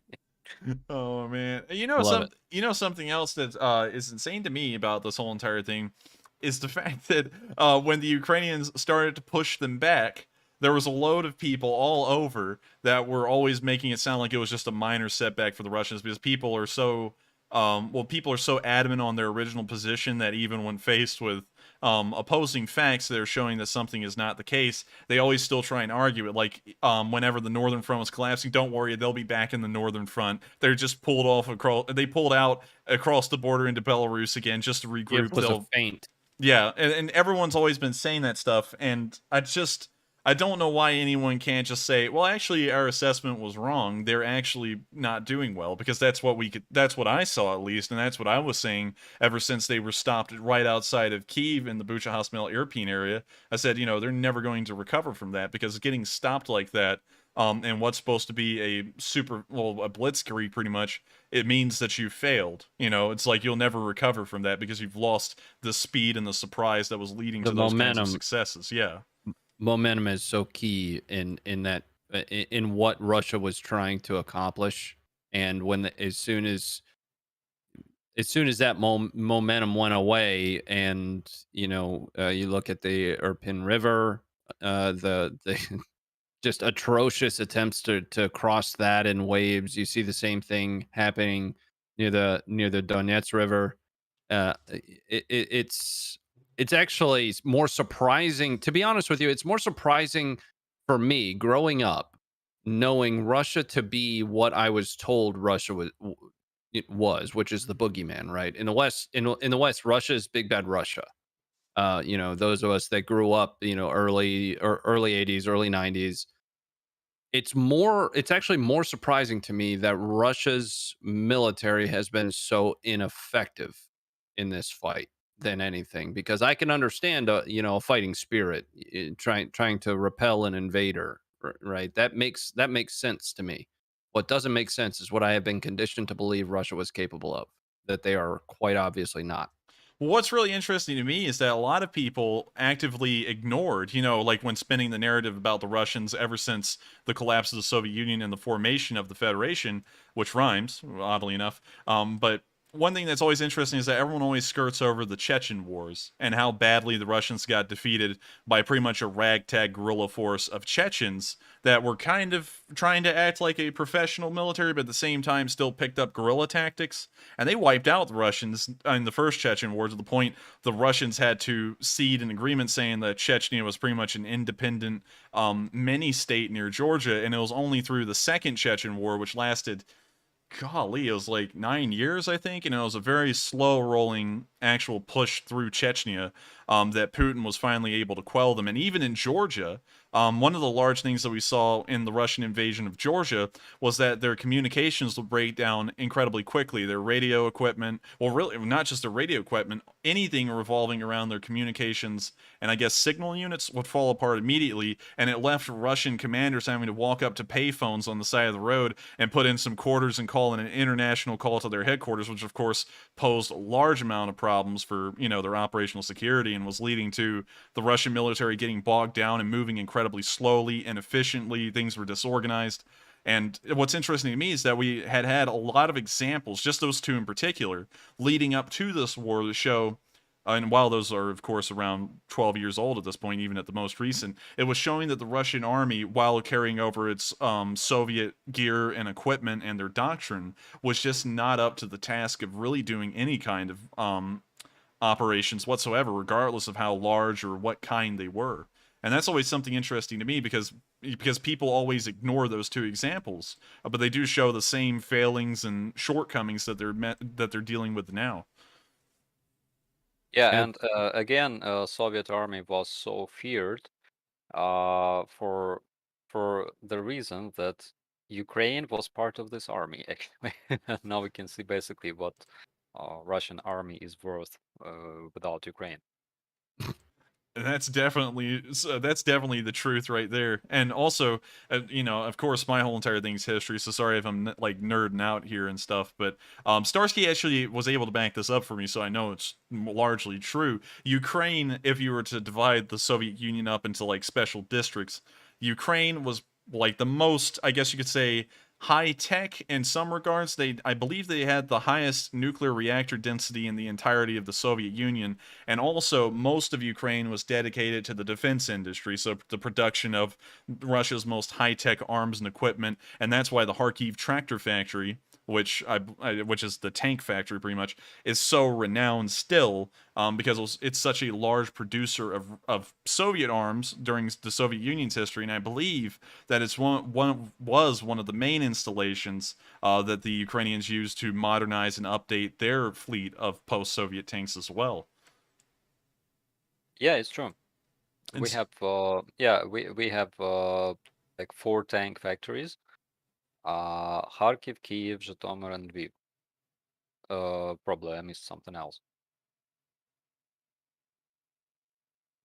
Well, it doesn't matter if we get them all exact, but still, the Ukrainians during the time of the Soviet Union and still afterwards are leaps and bounds above their other former former Union counterparts in terms of their technological abilities, at least in the area of defense. And so with that, we're going to move on to the next question. And next up, we have a $15 donation from Bo Peterson, who says, "Is it possible to join the Ukrainian army with no combat training?" It's possible. It's possible. You probably cannot join International Legion without combat experience, but you can join another unit as a volunteer, basically. So I think Starsky answered that question better than anyone else could, and so I hope that answers it. And with that, we're on to the next question. And next up, we have a $10 donation from Jason Diaz, who says, "Served in Iraq with the U.S. Army 442nd MPs at Camp Babylon. We had Ukrainian soldiers with us in the Multinational Division CS. They were great soldiers." Well, that's incredibly interesting to hear, and it's always very cool to me to know that we have a large amount of veterans that do watch this stream. Once again, I don't have a lot of military experience. Everything I say, at least in the strategic mindset, is all based off of historical precedent, and then that kind of falls into me trying to be an attorney, is that I pull up like case law pretty much and say, 80 years ago it happened this way. We're seeing the exact same thing unfold now, so it'll turn out this way. That's pretty much what I do. But Starsky actually pulls off of his military training and also his knowledge, considering that he is a press officer and highly involved in the information pertaining around this war, and also Funker 530. Well, if not Funker 530, for some reason, Ronnie, I'm always wanting to call you Funker 530. Right. But you can say that. But Ronnie here, he has experience in the U.S. Army as well, and so it's always interesting to hear from people who actually have experience and knowledge of certain kinds of systems, equipment, and doctrine as to what the actual situation may be. And so you actually sent in that super chat at the best time tonight, because Ronnie has actual experience much like yours, and also Starsky is of course currently serving in the Ukraine war, so I'm going to let them take it over from here and give a little bit of input on that as well. No, I think you handled it just fine. You don't necessarily need military training. It just brings a different perspective, right? That's true. All perspectives are important, and that kind of even speaks to like the Funker 530 mission. Like our foundational mission is so that everybody can see and understand war. That is what we are here for, and it's global, right? We don't focus on any one specifically. That's Yeah, true. and I'm gonna nag a bit because Ukrainians participated in a huge number of peacekeeping operations. I mean, the United Nations peacekeeping operations to different part of the world, like former Yugoslavia, where my father served in Sarajevo, like Sierra Leone, like Iraq, like Afghanistan. And by the way, National Guard of Ukraine participated in those peacekeeping operations in Afghanistan.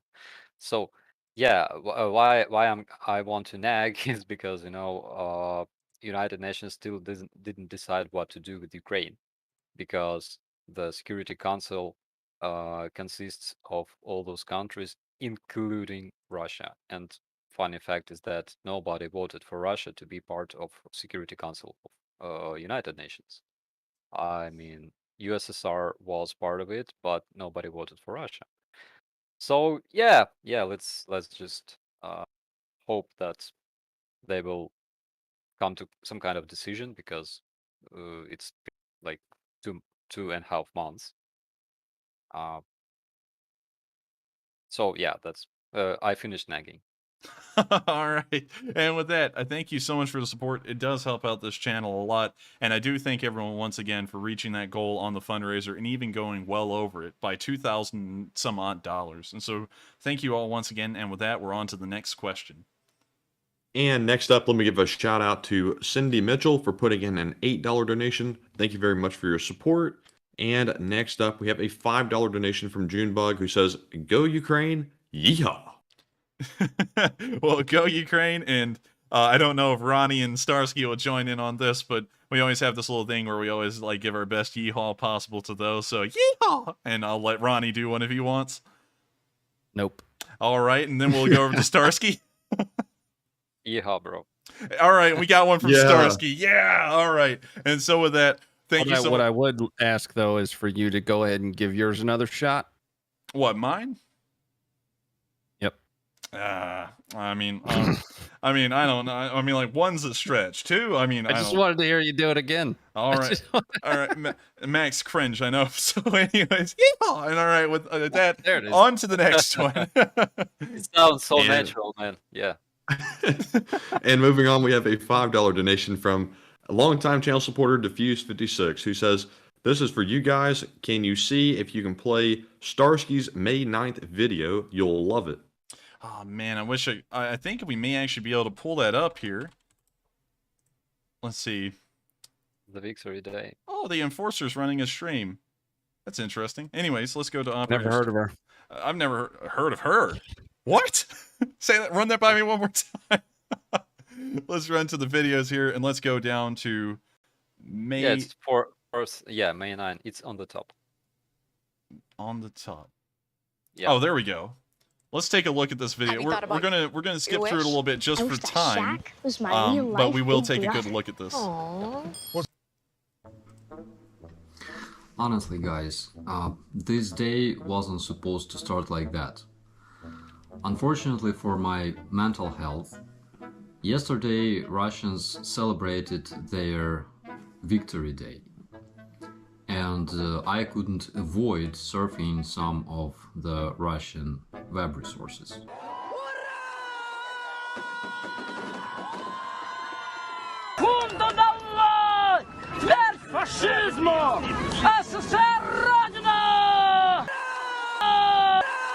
Мы здесь белые русские люди, белая русская нация. Мы за землю, за Донбасс, за Россию. It is so nice. Not gonna lie, Starsky, the editing in this one's so good and it's actually so funny that I'm having a hard time thinking about skipping through it. I like this one. To see just how much those Russian young people respect their grandparents. Николай, я смотрю, что у вас фотография, это не военного времени. Вы успели, кто это, дедушка, прадедушка? Это не мой. Это не ваш. А из вашей семьи кто-то воевал? Ну, он тебе не родственник? Нет, он мне не родственник. А какой он подвиг совершил? Ну это же просто табличка. Luckily, this celebration has finished, and the portraits of their heroes who died invading Ukraine were respectively thrown into the garbage where they belong. Meanwhile, on the Russian TV, member of Russian parliament Oleg Matveyev proved once again the real reason of invading my country. Вот денацификация.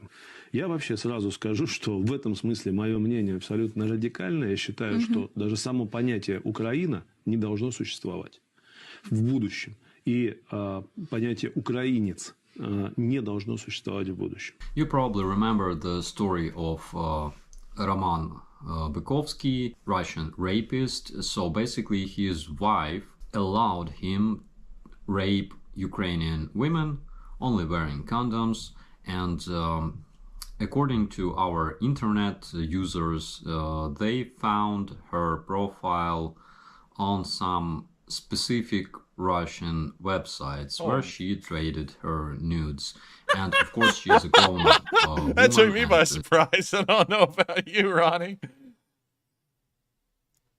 It's her own business, but we are talking about a highly moralistic, orthodox Russian society where such things are so much prohibited and illegal. And of course in Russia, people are getting arrested for making money this way, unless they bribe their cyber police, of course. Grateful Russian people are helping invaders as much as they can. For example, here Russian volunteer report that they've collected enough money to buy this brave Russian wounded soldier a power bank. What a success. This is amazing, I'm telling you. And these wives of demilitarized Russian invaders were given 10,000 rubles by kind-hearted Russian volunteers. 10,000 rubles is about 143 US dollars. Quite a sign of appreciation, I would say, for murdering Ukrainian civilians. And this widow looks happy for some reason, by the way. Anyways, I just don't. You know something, honestly, you know what this reminds me of? I feel like this would be a thumbnail on a Mr. Beast video. Don't y'all think that? Like, Mr. Beast is like, if you kill one Russian soldier, you'll get 10,000 rubles. I don't know. Let me go ask my kids. Yeah, I think this would look a lot like that, honestly. Happy for some reason, by the way. Anyways, I just don't know how to react to this information, and I would like to know your opinion. So I hate to do this, but we are going to have to skip through it in concern for time, so we're going to skip near the end and run it from there, just because I want to make sure we can get to a lot of other people's questions, and so we're going to play it from here. On this banner just behind Mr. Rogozin, it reads, "There's nothing more scarier than Jewish fascism today."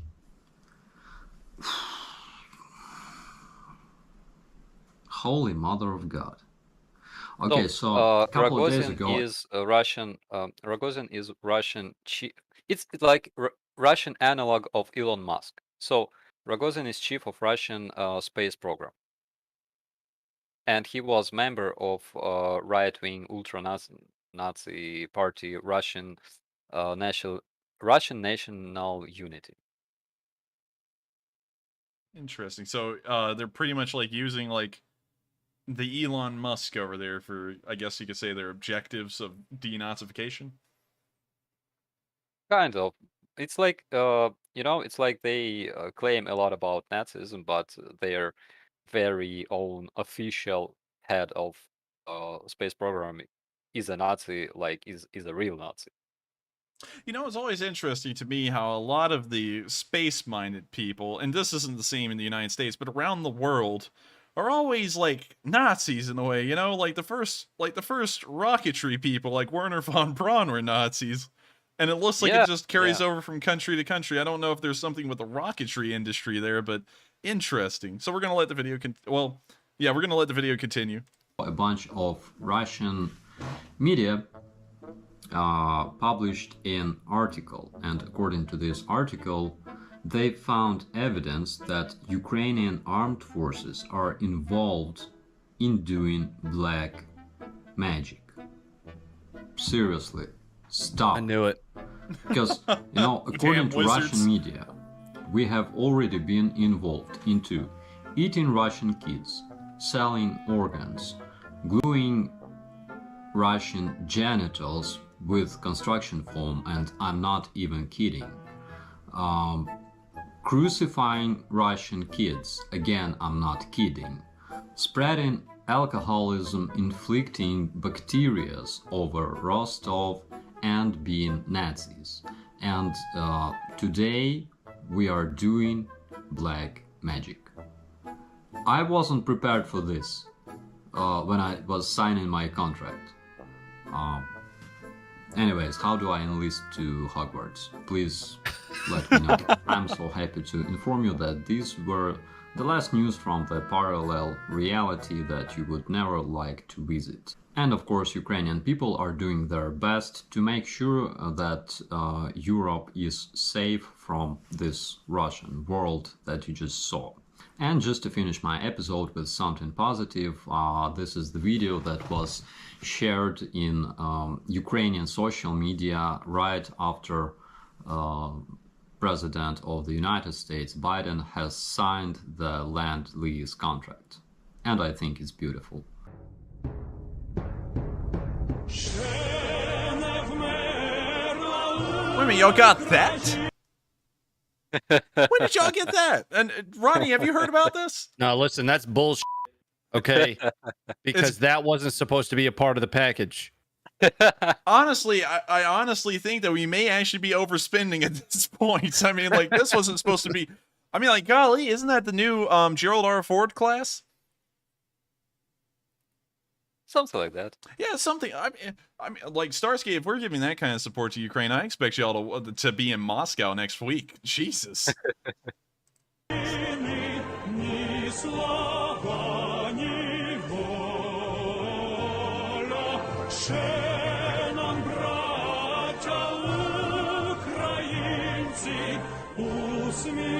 My name is Operator Starsky. Thanks for watching. I gotta say, I'm glad we're on the right side of history here, because I'd be scared for the Ukrainians to use that against us now that we've given it to them.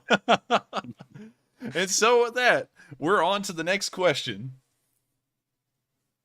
Okay, and up next we have a $4 donation from Not Von Bayern, who says, when are you guys going to start an OnlyFans? Oh, I'm not. You want to know something funny? What? Is once upon a time I had an OnlyFans. Oh no. And it was just pictures of me with like oscillating fans and ceiling fans. You know, I actually looked on there at one point for people who told me how to build up YouTube gaming channels. And I didn't actually know that that was on there, but I looked at it and it was like a scam. So I pretty much wasted like $8, I think. So with that, we're moving on to the next question because I got scammed. And up next, we have a $4 donation from Monsieur Lunchtime, who says, here's some money for your Chinook salmon. Too bad I'm fighting Starsky's army in Popasna and can't be over there to eat it. The cardio's unbearable.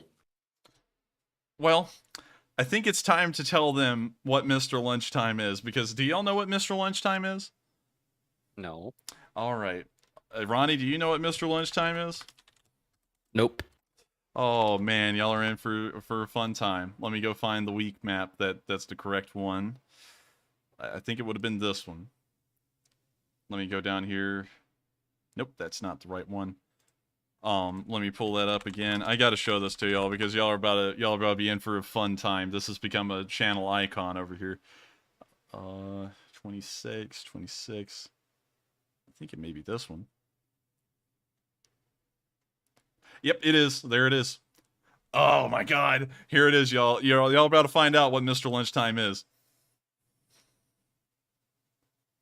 This is Mr. Lunchtime. Whoa. And so I'm gonna show Mr. Lunchtime in action here. В этот день хочется пожелать всем мира, здоровья, счастья.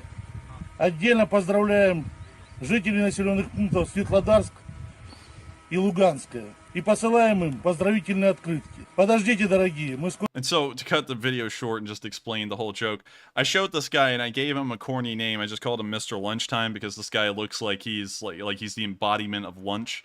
And so it caught on, and this guy is now like a butt of jokes on this channel. And That's so not that's not Mr. Lunchtime, because that's the embody. He never misses a meal. That's all 3 meals. he's Mr. right. Food, yeah. But everyone on this channel has been making fun of this guy till the end of time at this point. And I mean, y'all should see the jokes. Hopefully, y'all see some of them coming through, because everyone comes up with brand new creative jokes each time, and it just makes me roll on the floor laughing when I see them. But that's Mr. Lunchtime. So if y'all ever hear of and y'all are back on my channel, y'all hear Monsieur Lunchtime or Mr. Lunchtime, that's Mr. Lunchtime. It's like a walking HESCO barrier. Yeah, I mean, like, when people talk about they're moving up at BTG, they're not moving up at BTG, they're moving up Mr. Lunchtime. I mean, like, when Mr. Lunchtime gets on an when they like throw down the little flexible ladder from the MI8 to pick up Mr. Lunchtime, and when the helicopter starts lifting back up, it doesn't actually lift him up into the air. The helicopter starts bending inwards. I mean, like, Mr. Lunchtime is a unit, and Mr. Lunchtime is like. I actually, Starsky, I'm very scared for you, because if Mr. Lunchtime's anywhere on the front line, if you ever get around it soon, he might eat you. Yeah, that's what I thought. He's obviously eating prisoners or something. That's for certain. I mean, like, that man right there, if he's doing that, he needs to be held accountable for his crimes. But I think it'll be hard for the Ukrainians to catch him, because he's about the size of Luhansk. So he's got an allergic reaction to something, maybe, and he's swollen from it, or. He's got an allergic reaction to washing machines. Yeah. That's gotta be it. And I think that he's running pretty fast still. Yeah, even snockered. And so with that, thank you so much for the support, Mr. Lunchtime. I hope that you got a kick out of that. And with that, we're on to the next question. And next up, we have a $2 donation from Junebug, who says, boxers or underwear? What are both of those things? I think, boxers, definitely. Yeah, I'd have to go with boxers, because I think you're talking about boxers or briefs. I call them boxers or briefs, but I would go with boxers. So I think we all are unanimous there. So I thank you very much. We are not. Wait, did you say briefs? Is neither an option? Whoa. Okay, with that, we're on to the next question. All right. And our last super chat of the night goes to Danan85, who puts in a $2 donation and says, great work, and it is time to shout out your country. And I think that Ukraine has been getting a constant shout out these days, but I do have to once again give them a massive shout out for the incredible work they're doing in the defense of their own nation. No one believed it was possible, and yet we're still here on day 88 seeing that it was a reality. And so with that, we're now going to move on to the questions from the live chat. And we're going to answer as many of these as we can, but we are getting very pressed for time. This is entering marathon era, like marathon territory for a normal one of our streams. So we'll see how many questions we can answer. And once we reach a certain point, the stream will end. And so with that, on to the next question. All right. So first up from the live chat, we have a question from Mortlock, who has a question for Ronnie Fit. He says, what was Ronnie Fit's MOS? I was 98G Polish.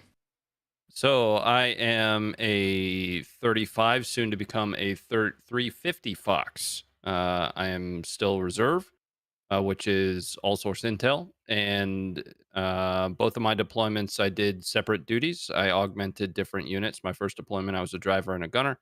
And my second deployment, I was an information operations chief. So I hope that answers your question. And with that, we're on to the next one. Okay, and the next question is for Operator Starsky, and it comes from 21 Grams, who says, question for Starsky, was he surprised at how much Americans support Ukraine? Did he expect the amount of support that they received? Honestly, nobody in Ukraine expected so much support. Of course, we've had friends here and there, helping us, like volunteers, helping us with random UAVs, drones, and stuff. We were sure that Poland will support us for sure, because we're still fighting in Polish helmets, like the one on my picture. But as for United States, as for other countries, no, we were really surprised. Like, for example, every time I receive a commentary from places like Indonesia, or like they call their country Indonesia, yeah, that surprises me so much, but it makes me feel happy for, realizing that there are so many beautiful people out there that understand true nature of things that happen here. So, I hope that answers the question. And I also have a question to ask Starsky. We kind of touched on this a little bit in a conversation we had off stream, but I actually saw someone ask this, and they did send in a little donation to the fundraiser, and so I want to ask you on their behalf. Matt asks, what is Starsky's thoughts on Petro Poroshenko? He was an okay president, in my personal opinion. I mean, he's not president right now, so I can talk about it. So he was okay president. There were questions regarding some hidden relations with Russia during his Presidency? presidency. Yeah. There were some questions regarding, pro-Russian politicians like Medvedchuk, that Putin is his daughter's godfather, and stuff like that. So he was very efficient on the international level, but what is going on today, we see that Zelensky is receiving a lot of support, and much bigger support than Poroshenko was able to receive from our allies. But again, you must understand that, and I'm trying to be as short as possible. You must understand that in Ukraine, a lot of decisions come from people. So whenever our society is has some kind of demands, or whatever, we are not satisfied with something, so they pass those demands to our government, and our government reacts to those demands, regardless of what they are. And I think that it doesn't matter who is president today in Ukraine, because they always, our government and president always react to our society's needs. So, yeah, I think that despite the fact that Zelensky does a really good job, I think that any president of Ukraine, hopefully, of course, would do his job as well, because we are protecting our country and we are like one. And so I hope that answers your question, Matt. I wanted to make sure to pick that one out specifically because I did catch it right then. And so with that, we're on to the next question. And next question, we have another one for Starsky, and it comes from Ken. Ken says, ask Operator Starsky about the drone he shot down. Oh my God. So, so I was the very first person in my brigade in 2017 who shot a drone using my rifle from 150 meters in flight. So the bad news is that it was Ukrainian drone. What kind of drone was it? Was it like a DJI Mavic, or was it like a larger drone? It was a Phantom, I think, third generation. Yeah, and I destroyed the only working drone that was used by our allied unit, unfortunately. Yeah, but this is how we became friends. Wow, that's a really interesting story. I actually didn't see the twist coming where you'd say it was Ukrainian. I was like, yeah, he shot down a Russian drone, and then you're like, it's Ukrainian. I was like, oh no. But that's actually a really interesting story. I actually like that a lot. And so with that, we're on to the next question. And the next question is for you, Enforcer, and it comes from Duncan VR, who says, question, Enforcer, what more could the President of the USA do to help, and what would President Enforcer do to give Ukraine assistance immediately? Oh boy. Well, that's a two-part question. Currently, the sitting administration here in the United States could, of course, provide larger aid packages. But honestly, as far as doing as much as they can without actually getting directly involved in the war, I believe that the current administration has done nearly everything available to support Ukraine and also hinder the Russians. We've levied nearly every economic sanction you can imagine against the Russians. There are, of course, a few more, but I believe we pulled the largest and most hardest hitting out first, and we're now trying to go for everything else. And so they're kind of diminishing in their actual effectiveness of as time goes on. You know, the new ones we can pull out. So in those regards, I don't really think there's much more that can be done.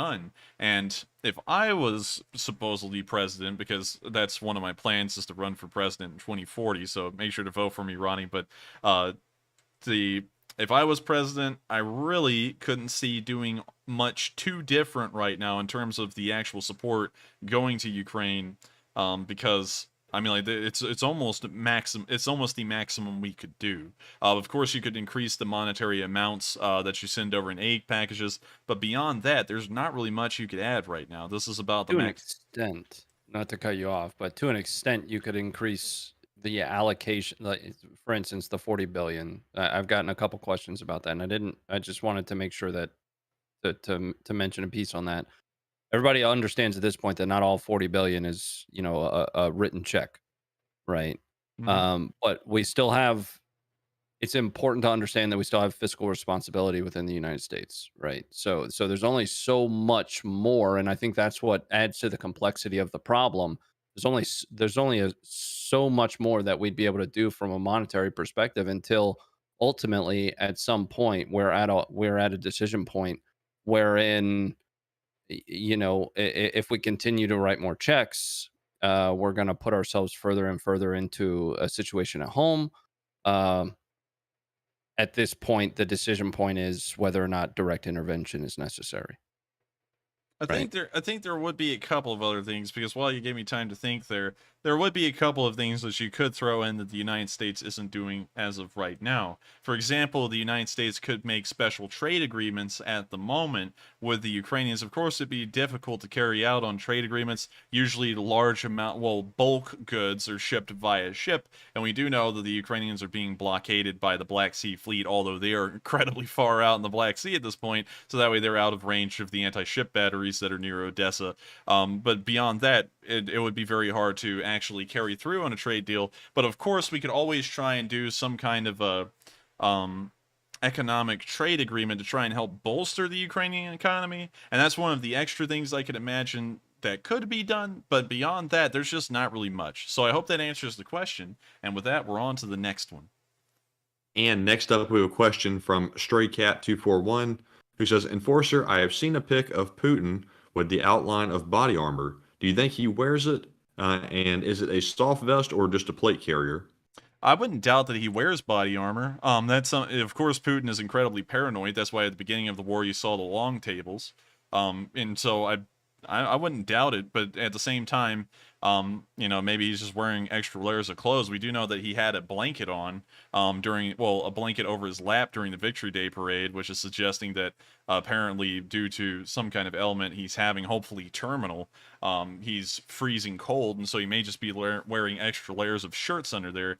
But if he was wearing a bulletproof vest, I have a feeling that wearing hard plates wouldn't be. Well, he maybe. I wouldn't really know. I mean, like, that would be a huge assumption to make, whether it was hard plates or some kind of soft armor. I couldn't really tell you for sure. But I hope that answers the question, at least as far as I can answer it. And with that, we're going to move on to the next question. And up next, we have a question from Packetang, who says, Enforcer and Operator Starsky, how can the free world use social media to help push the rewards for Russian soldiers to surrender with their equipment?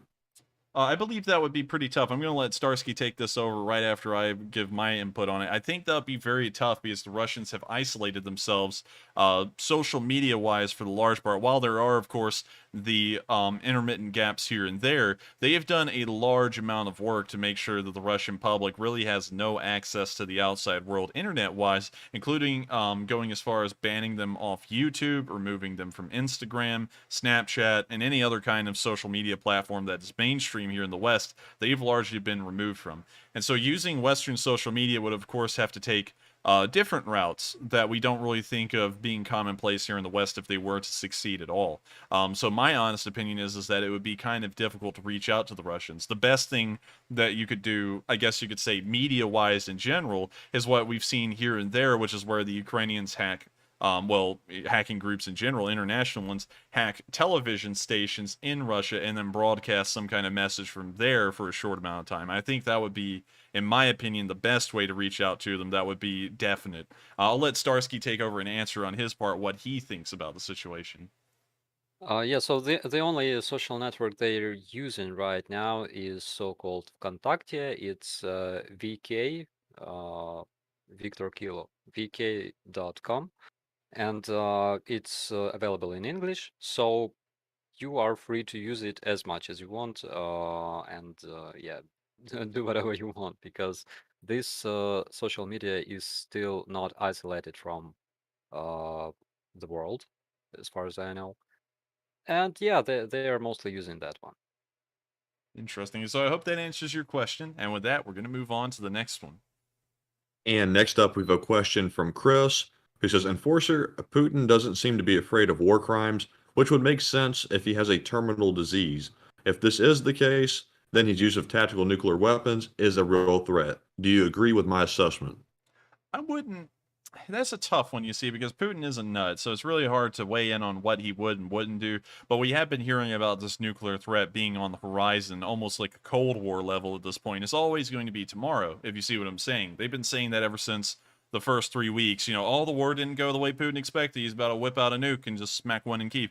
And I don't think that's going to happen, because in terms of if you're imagining this whole entire thing playing out like a board game, that wouldn't make any sense, because that's a losing play. And while the other side will lose, you're going to lose as well. And so there's no advantage being had out of that. And so while he may be on his way out and dying, and he's a lunatic, of course, I don't really think that would be something seriously considered. It will be threatened, sure. It was threatened all throughout the Cold War as well. You know, that was always the threat and the fear, like including in 1985 during the Able Archer war games that the West was conducting in West Germany. The Soviet Union as a whole freaked out then and then threatened to levy nuclear weapons against the West if they didn't, you know, stand down from the Able Archer war games. And then we saw the West carry through with them, and then the Russians did nothing. And that's really how the entirety of the Cold War played out. And we're kind of seeing the Russians do the same thing now. It's just that they're not the Soviet Union anymore. The Russian Federation doesn't have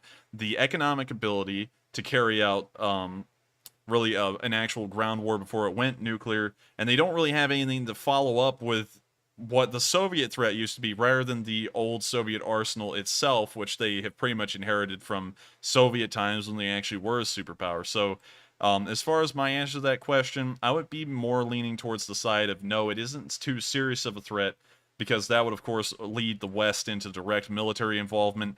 That would inevitably lead to nuclear onslaught. And, you know, of course, people survive. It's not like Fallout, you know, like the Fallout game series or what people imagine where everyone on Earth dies. People would survive. Nuclear winter is kind of gone out the window. It's not really an actual thing that's serious anymore. It's kind of just like a hypothetical theory. But I just don't think the Russians would do that. I just don't think it would actually be something in their mind. So I hope that answers the question, at least on my part. And with that, we're going to move on to the next question. Okay, and next up, we have a question from DD Lachuga, who says, Enforcer, I have a question. The U.S. was sending a much-hyped Ghost drone. Has it been seen or used, and does Operator Starsky know? I'll actually let Operator Starsky talk about that one, because I'm not really sure if we have seen videos of it being used, but I think Starsky would have a little bit more information about it. Haven't seen it neither.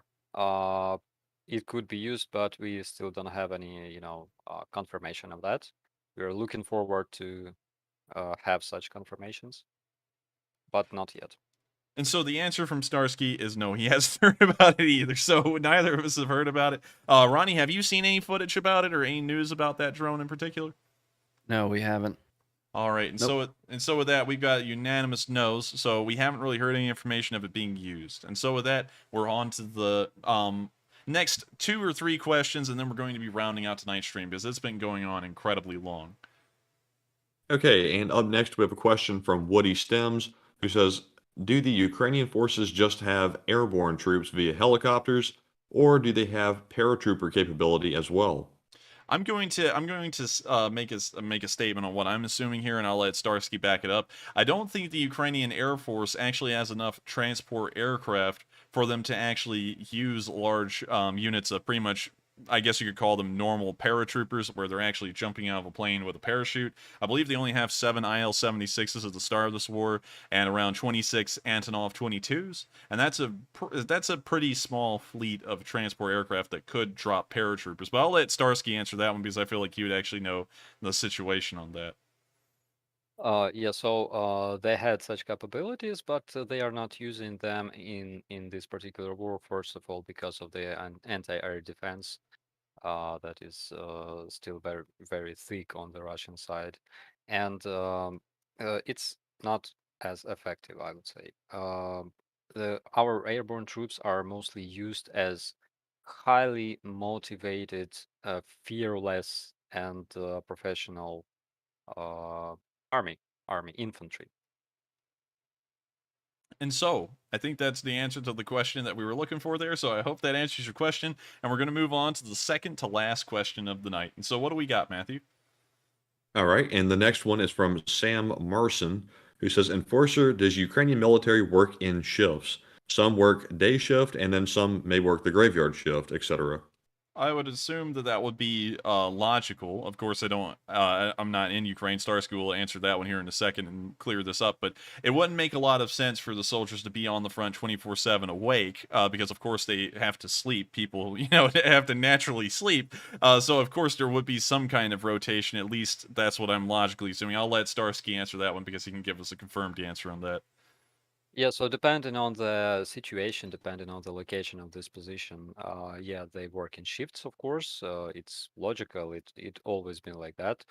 But again, it depends on the number of people that are there present at this point. So, for example, in 2017, we were sleeping 4 hours a day because there were only 4 men, including me, on the position that we were controlling. And the shifts were very, very small. I mean, we didn't have enough time to sleep enough. That's why we're all a bit crazy here in the army. But yeah, depending on the position, we are having our shifts, of course, because this is the way the army works. All right, and so with that, I think we got an answer to that. The answer is yes, there is usually shifts, although sometimes those shifts can be heavily diminished to where they're getting nearly no sleep. So I hope that answers the question. And with that, I bet y'all are pretty happy to hear this, Starsky and Ronnie. We are on to the last question of the night. And so who is the lucky last person, Matthew, who got in a question? So the lucky last person of this legendary stream is Happy Dragon, who says, hello, Enforcer, Matt, and guests. I just learned Russian law conscripts can refuse to fight in a special operation with no severe consequences. Is this true? I'm gonna let Starsky answer that one because I feel like it wouldn't be. That wouldn't make a lot of sense to me about conscription in general, but I'll let him answer it. So according to their legislation, they cannot involve their conscripts into such so-called operations. So basically, it's illegal, and the very fact that there were probably 25,000 conscripts involved into this invasion, it's again something that we all saw, because again, even Putin himself later claimed that yeah, somehow 25,000 conscripts got to this front. But yeah, according to legislation, they cannot be involved. And same stuff here. For example, in Ukraine, we are not letting our conscripts fight on the front lines, even despite we have them currently, but we don't send them to the front lines. And so I think we got our answer there. And the general answer is no. That is true. Conscripts are generally not being used by either side, and that's something interesting to me. And we'll wrap up the stream on this comment, so I'm not dragging this on longer. But it's something interesting because we know based off of that all the soldiers Russia is using right now are their best trained soldiers, which are their contract soldiers. At least that's what in theory should be happening, is that the contract soldiers are better trained than the conscripts. It would just make sense considering that Russian conscripts work off of 1-year contracts, so they get around 3 to 4 months of training. They stay in the army for 8 months and then they leave. So contract soldiers would definitely have been around in their job longer and have understood it better. And so I guess you could say Ukraine is destroying Russia's cream of the crop in terms of their military, their personnel. And so with that, we've reached the end of tonight's stream. I thank you all so much for watching. If you are new to this channel and you've been watching the entire way through, then you are a trooper and you will probably enjoy these streams every single night. We will, of course, be taking a break tomorrow. That is our break day. There will be no stream tomorrow, but there will be a summary video coming out. So make sure to like, comment, and subscribe. It helps out this channel a lot. It helps us to reach more people, and it helps these fundraisers to keep on getting better and better. And I thank you all so much once again for reaching the $30,000 goal and even going well beyond it and going to $33,000. Now, I know that the Lee Spring Army has been getting worn out lately. These fundraisers have always had high goals, and we've never failed to reach them pretty much. And so we will be reducing the fundraiser goals here in the future to make sure that we can give everyone a good rest period before we go back into the large fundraisers and keep on giving as much support as we can. And with that, I once again thank you all so much for watching, and we will see y'all all tomorrow. Well, not tomorrow. We will see you all once again on Tuesday at 10 p.m. Eastern Time. Once again, I want to give a huge thanks to Operator Starsky and Ronnie Fit for coming on tonight's show. It was a great show, had a lot of fun, got a lot of news out, and so I hope y'all all give them a huge round of applause, at least in your home. No one will hear you clap, though. And it was wonderful once again. So thank you all, and I hope you'll have a great night. Good night, and take care.